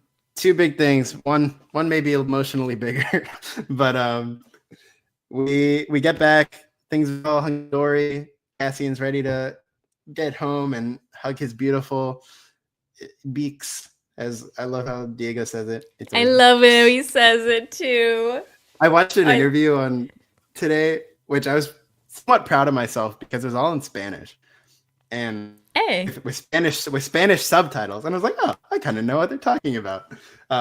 And so I was like, go me, all those years and retained some of it. Yeah, I got enough. But they talk about like the sort of like dream ending or whatever. And Andrea's kind of like, oh yeah, I want to go back to Ferrix, and like, I don't know, like I just want to go somewhere nice. But and he says con Bix. Con Bix. So it's like, oh, he just wants to be with her. So yeah, he just wants that, and unfortunately, fate, destiny, the force, whatever you want to call it, El no es con Bix. Other plans, and Bix knows this. Bix knows the hard truth, and I think there's probably a degree to which people think it's making Bix inactive. No, but yeah, I think the way it's presented, it's like it's such a choice. Like it's so clear. It's her being peak active.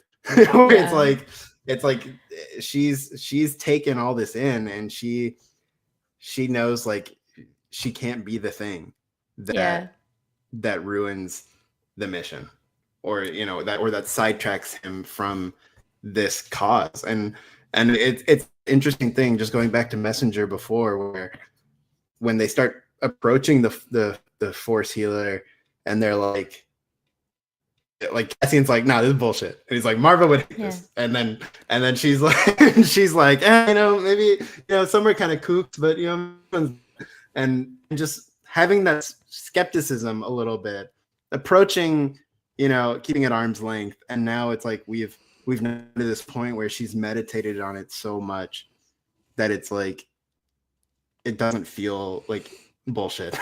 She has clarity. It's very real to her, right? And yeah, she makes this decision to not be what pushes him out, because he's ready to give it up. He can't let that happen. To anybody who's like saying this like inactivates Bix.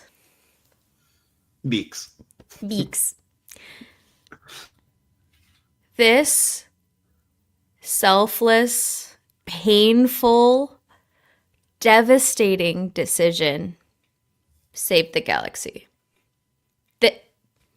That's it. Her doing this, butterfly effect. Without that squad, Cassian does not end up in that situation where he can transmit the Death Star plans and the galaxy is saved. Like, plain and simple. She has become so important to the rebellion in ways that cannot ever be truly quantified. And how dare you undersell her on that? Also, because I'm a fucking nerd and I love musicals, she had her Moulin Rouge Satine moment where, I don't know the last time you saw Moulin Rouge, Nicky, but the whole concept is that the lead actress is dying and she's got to seduce the wealthy duke who's going to turn this entire nightclub into a theater, and then everybody can have this fresh start, get out of the nightclub courtesan business and become legit and get to be a real actor, real working people out into society again, and that the success of every other person is dependent on this thing. But she falls in love with the writer when she's supposed to be with the money bags, right? It's so true. And he finds out, the money bags finds out that she has true love with the writer, and what she ends up doing is hurting him, hurting the writer, hurting the man that she loves, walking away to try and save him and save his life and save everybody. Moulin Rouges the shit out of this beaks. she Moulin Rouged him. She Nicole Kidman Moulin Rouged him. She Moulin Rouge won him, as the people commonly mistype when it becomes Rouge One. Rouge One. She Moulin Rouge won him. So, this is the crossover we needed. It all full makes sense circle, now. baby. It all makes sense. We're connecting the lines with our little yarn on the board. Exactly. It all boils down to Nicole Kidman and Moulin Rouge. Yeah, that makes a complete sense, and also the least amount of sense. As well. yeah. Like, Imperial Senate Podcast. You're insane, but I know where you're going. Yes. And so, anyway, just Bix taking ownership of that moment was powerful, to say the least. And it's if I wasn't in full emotion mode with Mon, this broke me. Devastated. I'm pretty sure I was watching with any amount of whatever, I don't know what to do with my hands type scenario. And I think it's one of those things where it's you don't quite realize the weight that these people as characters have inserted themselves on onto you. They become so important without you kind of even thinking about it. Yeah. When this kind of thing happens, it's like a ton of bricks just falling, and it's and just again, it's edited so well. The parts where she's doing the voiceover and he's running. He's through the running jungle. With the tears. Yeah. Oh, those God. Parts they're so good, and of course he's too late, and it's one of those things where I'm I remember watching him walk into the thing, and I was like, oh my God, is she gonna be there? And then she was there, and I was like, okay. And then she's like, you need to sleep. And I was like, oh fuck. So this is how they do it. And it's when the pillow, you saw the empty pillow. Yeah. It was so powerful, and they play it so well. And just the way he's telling her, he's like, I'll talk to Draven tomorrow. I'm gonna just we'll get out or get too deep. And she's just kind of nodding along and just hearing him out. Why aren't you saying anything? Yeah. I'm listening. And she's that's such a key part. It's because she's soaking up every second of what is their last conversation. And it's and you see it in her eyes. Yeah. When she holds him and is not looking at him, he can't see her face. Oh God. Yeah. Yeah. No, it's Oh. very moving. And then if you want to add insult to injury, maybe when this is all over, I'll find you. Gets a lump in my throat. Like, even I was like, nope.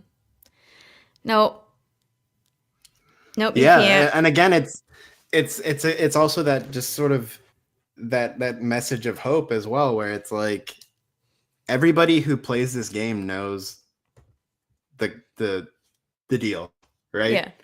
Making it through is not likely in most scenarios, and so it's like for her to still believe that and to speak like that is such a like powerful thing for him, where it's like, and well, for both of them, but like especially for him, because it's like it gives him something to fight for outside of the movement, right? Like, like it's I will be con Bix again, and it's like we have to win so I can be with her. Exactly. It adds just because obviously we know in his heart he's a man for the cause. Like we know that. Yeah. But it adds that extra level of, again, just painting every action of Rogue One. Like, yeah, she was the one thing that may have mattered to him more than the cause. Yeah. And she was seeing it. And she took herself out of the equation so that it could just be the cause. And it was very emotional. And again, these actors played so well. It's cooked so well, like in every way. And yeah, that moment delivered, and it takes us right into yeah, exactly that. But it does take us right into hey, that droid you brought, they're gonna power it up. You want to see? Which I love. Still tears in his eyes. Yeah, and I just love the way that's interesting. Unwell. It's like it's peak like rebel rascal, because they're like, hey, you know that dangerous thing you just brought?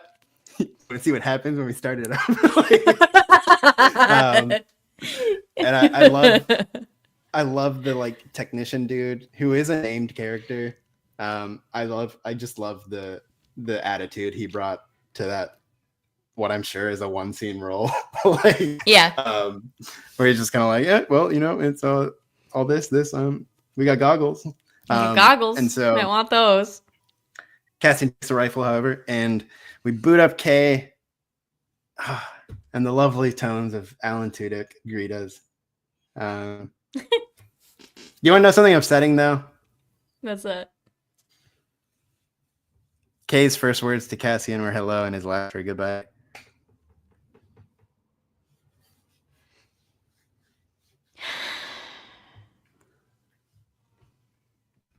I hate you. Yeah, I didn't think about it. He got the bookends.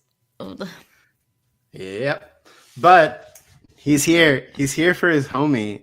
Which again, also, it makes it even, again, sadder thinking about the death in Rogue One, because it's like Kay almost immediately becomes this like Bix replacement. Yes, companion. And it's like his homie who like got him through the breakup. Yes. Right? Yeah, that's it. Or like whatever analogy you want to use, like whether it's like a pet or a friend or whatever. Probably more a friend than like R2. Yeah. Or like a droid that vocalizes in basic is probably more, you'd say, a friend. But I like this comment. K2 imprinted on Cassian like a baby bird is the first person he saw. Are you my mother? Yeah. I honestly, I think that's probably not like far off at all. That's not far off. I think there is something probably like super important about him being the first person he sees. Like, yeah, like it is very cool. And I love something Tony Gilroy said, which again is such a like goofy thing to think about, where he's like, you know, he had this like really mature home and like real relationship with Bix, and then Bix leaves and Kay fills in this hole, and it becomes a frat house. Like a frat house is the words Tony Gilroy used. idea of like, okay, now you've got your drunk friend. You've got to rally up this way. Now it's just the boys, and we're ready to have a year of being goons. Like, and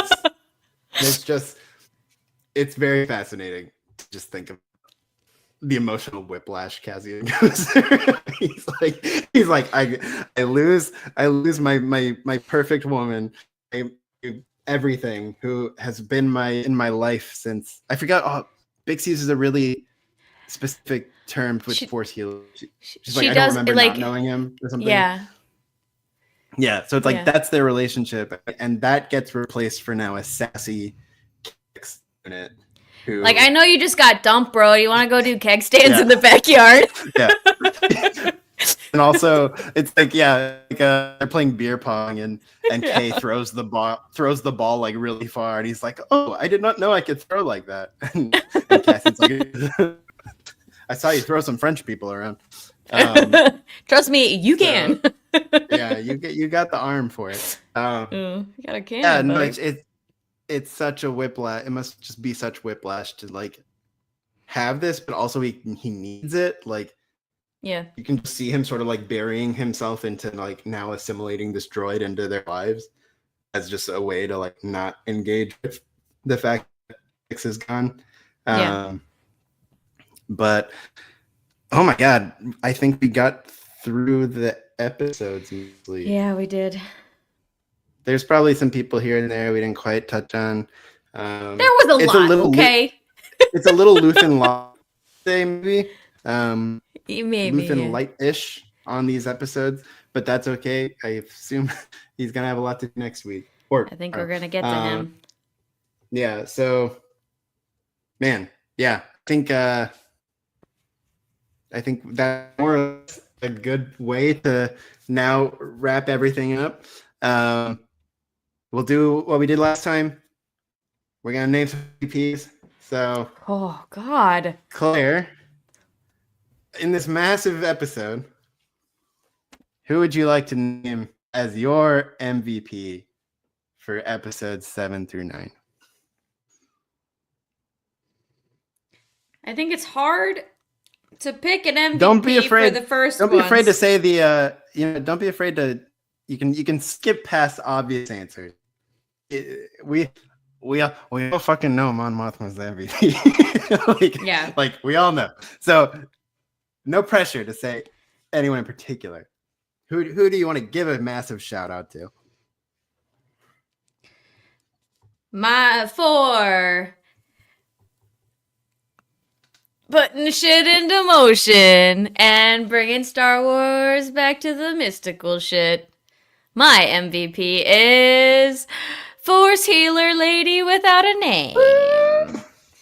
There we go. We're throwing the curveball because we brought it back to the Force. Yep. And a very elegant way of doing it. Very elegant. Chills, man. Yeah. And set things in motion that saved the rebellion at the end of the day. Mm-hmm. What a just like one-off role. Because again, I doubt we see this person again, kind of thing. So what a great way to just impression made. Get it going. Absolutely. Yeah. That's a great choice. So yeah, I'll caveat this by saying, of course, I believe Mon Mothma is the MVP. And then I would also probably say Cassian kind of for me too.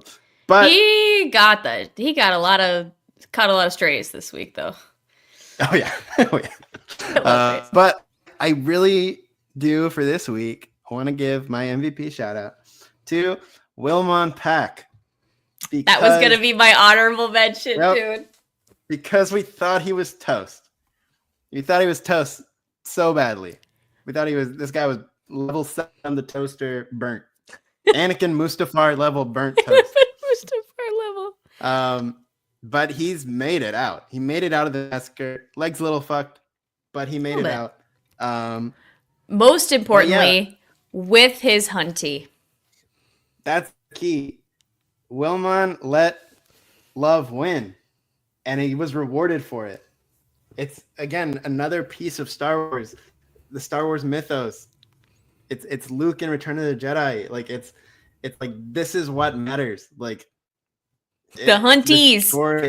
This is a story about love, and he got burned on love before. Brasso is arguably dead because of his love. Yeah. But he didn't give up, and he found his second blonde girl. and he went there, and after he huffed Rito, I thought he was gonna be a full-on radicalized weirdo. Right? I thought he was like peak partisan. I thought he was gonna be like entirely like he was gonna have like eyeshadow on, like he was gonna be eyeshadow. Like he was gonna be like so edgy. I'm Saw's boy. After huffing Rito with him, but he wasn't, and he sort of answer: do drugs, kids. Do drugs. They'll make you cool. That's why he was so like and jacked during the massacre. You know, he's like all that Rito helped him like stay on edge. He's hopped up. But yeah, like I was really pleased that he's still part of this story. We all thought he was a goner, and he made it up because Drina saved the day, as he said, and got him out. So I'm giving that shout out to Wilmon. Now, Claire, MVP dialogue, memorable dialogue, something that really stuck with you. What do you got for this chunk? I think, unfortunately, we may be picking from the same, because there is some stuff that sticks out to me more than anything for obvious reasons.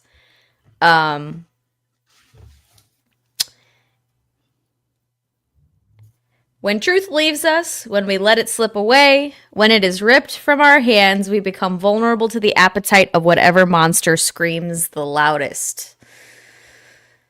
Spitting straight bars in the Senate chamber. There's no if you need that explaining to you, please find the nearest adult. Enough said. And have them speak it slowly to you. Because yeah, that is so just here it is. Deal with it. Yeah. Yeah. It's such a the loudest voice amidst the chaos. Just because you're saying it loudly doesn't mean it's right. Yeah, 100%. I mean, yeah. Use your brains, kids. You could pick anything out of that speech, and pick again, a sentence. It just applies everywhere. So yeah, a great choice. Let's see. My MVP dialogue is not quite as flowery, but it made me like really believe in the moment. The piece I chose is, I know Luthen can be hard, but if he's right about this, you have no choice but to come with me. You just keep walking. I'll be right behind you. When he said I'll be right behind you, I was like ready to like burst through a brick wall. Like I was like, let's fucking go. Like me too. I am as well. Right. And it fit in with it's like the surrealness of the fact that they're together.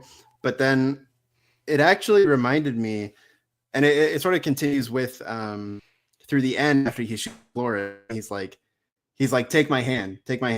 And he calms her down. Yeah. And it reminded me of the very beginning of the season. Yes. Where it's like they now showed us this scene to prime us for this moment. Exactly. Like that exists at the beginning to show him in a place where he knows how to like deal with this and like sort of like ground a person when they're freaking out. And so for him to now like, okay, this is why, this is the homework we had to reach here, for him to be there with Ron and be like, look, I know Luthen is crazy. and him I got my issues with that guy too. Exactly. And him not the right words to get her on side. It's one of my favorite things about the episode. And just him being like, I know Luthen's crazy, but he kind of has, if he has this, like, you got to do this. You got to do this with me. And like, if again, it's that same thing of like, I don't know what you're getting out of this conversation, but please get this. Like, Yeah. please just get this much. And it's Also, like, that it's moment that he dropped that I was on Gorman yesterday. right. I was right. there. Please When listen to me. She still thinks he's a Please. journalist too, right? Yeah. And she's kind of like, so yeah, just to be able to like ground her and like, I'm with you. Like, you just keep walking. I will be here with you, and I will get you through this. Like, that was really powerful to me. Yeah. See it just throughout, just that little sequence of when she's like, I don't know if I can do this, and he's like, well, rebellion, baby. Like, that's great. And he puts the coat on her, and it's just like all these little things, and just we know this as we do this with the girl at the beginning, and he knows how to get people through these moments, and now it's like, this is the moment all that we're preparing for. This is him with the most important mission he'll have until like 2 years from now. Yes, is getting her out, and like that is why we saw all that, and it all just really got distilled down for me into, you just keep walking, I'm right behind you. So that is my MVP dialogue of the arc. I love these people. They're cool. Yeah. I'm gonna be sad when I watch Rogue One. I'm gonna be sad tomorrow night. If I wasn't already. Yeah. Let's preview that a little bit. It's one of those things where I'm like, we said these episodes that we just watched are the ones that will sort of be what I first draw upon. That said, it's not out of question that this finale arc is so monumental that it becomes that thing. It's got so much to beat, but it's crazy. It's crazy what's gonna happen here. It is crazy. And yeah, that was also a great Mon moment. Getting rid of the when old she coat. shed her Senate cloak and metaphorically her old life. Mm-hmm. You're right. And so, what do you feel about Pain. what happened?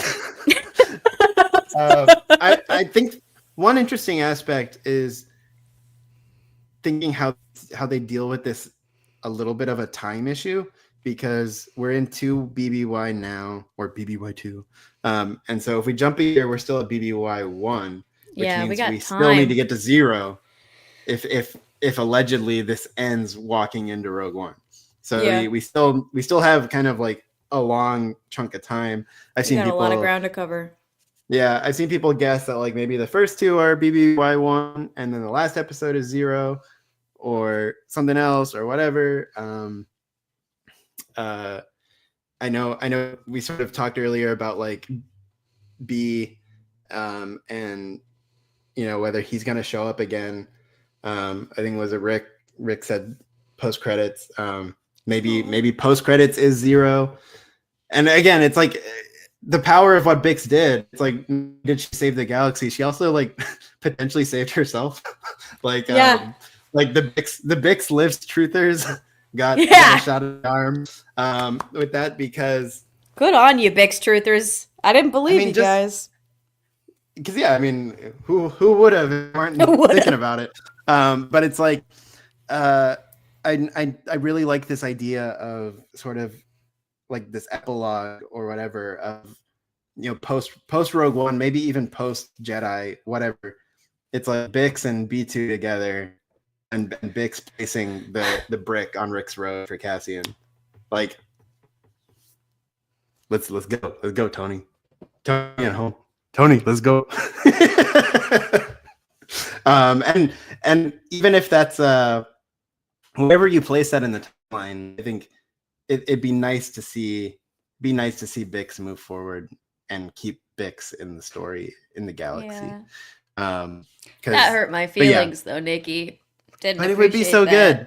How good would that be though? Like, it'd be so right. It'd be great. That would be a lovely ending. I hate how that makes me feel, but yes. I know where we gotta go. I know it's gotta happen, but like, doesn't mean it doesn't hurt my feelings. He gets his break next to Marva. Oh no!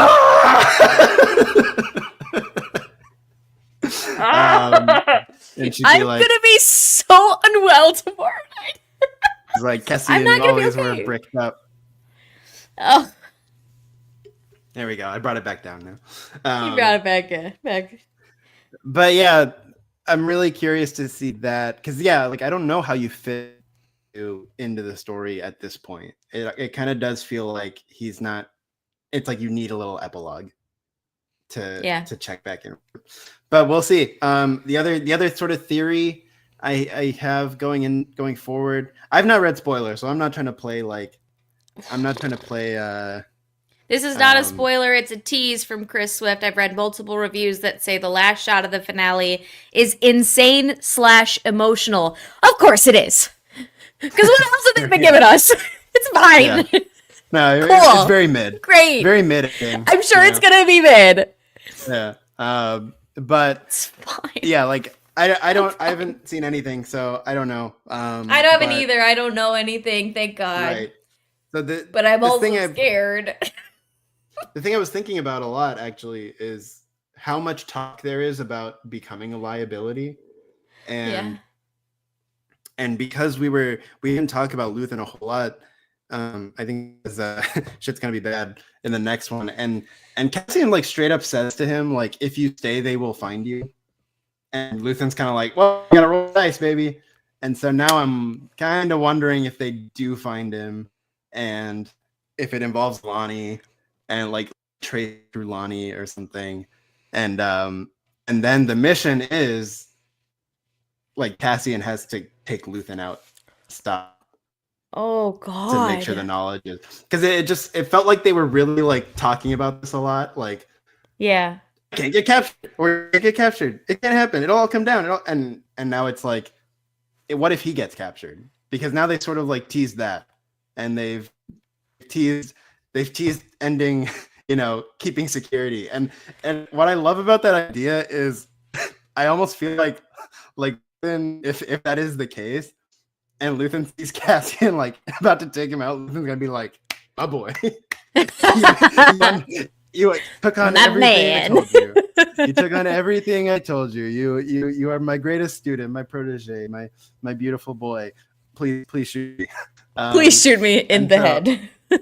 Yeah. So like, yeah, that's something I've been thinking about a lot. Just again, not even theorizing, just thinking about what they talked about in this last episode. Yeah, especially because Luthen is not somebody that we are familiar with on Yavin specifically. Right. Well, not that we're familiar with him, but we don't know that he's ever stepped foot on the place. Right. And we know they go back to Coruscant because the footage is of the U-wing at Coruscant. Yeah. Photo showed in like the panel of Cassian and the seat and K2 next to him, and Melshi's also on board. I really don't know what's gonna happen. Those are just some guesses, some playful thoughts. Playful? Is that the adjective you're gonna use, huh? I'm trying to keep it light because I don't want to hurt myself.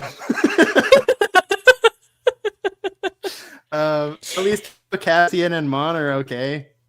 At least Cassian for a few more days. Mon for hopefully a beautifully long life. But yeah, it's pretty amazing. Shout out to everyone who made this show nice. You're cool people. Thank cool you people. for everything. But we do have tomorrow's episodes. It's gonna be wild. We will be back again Monday again. For sure, we're gonna be back next Monday. Yeah, because I have to go to a wedding this weekend. Niamos. Make sure some Niamos. Yep. We're gonna get some Niamos on the dance floor.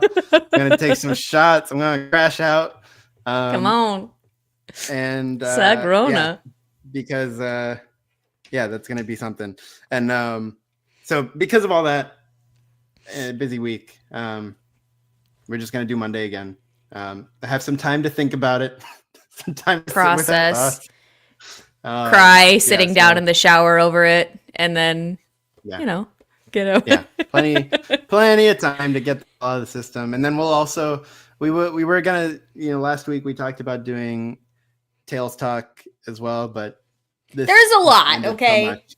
Yeah, this demanded so much. We can already see the time on this one. It's almost over. It's an hour over what we would have done. So it's like, we'll save Tales for later. We will be all in on Andor finale arc next Monday. Yes, don't worry. You'll get my thoughts. You'll get them. Absolutely. Claire, do you want to point people in any particular directions for other things? Sure do. As I mentioned, if you want to go watch me ugly cry, head on over to the other little section of the Imperial Senate Podcast YouTube channel where my reaction videos are. The edited ones are on YouTube. If you want to watch me cry with no cuts, no breakaways, full sobbing, become a patron and go watch it.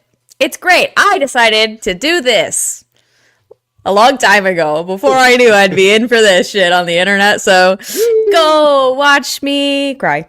And then you can, of course, follow everything that I do across all social media at Cstribs. And I'm also a bro host on Broaxium. Every Sunday night, I am on the Poodoo Crew, where we do our general pop culture geekdom roundup, covering The Last of Us and Andor, of course, and whatever other cool shit pops up. And then Thursday nights on Broaxium, I do BX Gaming. We are playing Uncharted. It is a fun time. So go hang out at 9 p.m. Eastern times. How about you, buddy? Perfect. I am on Sky at Niquicious, NAQUICIOUS all that other stuff. And Instagram at NickDefer as well. Imperial Senate podcast feed. You can find Yub Nub Club episodes. Those are things I do and continue to do a little further on into summer.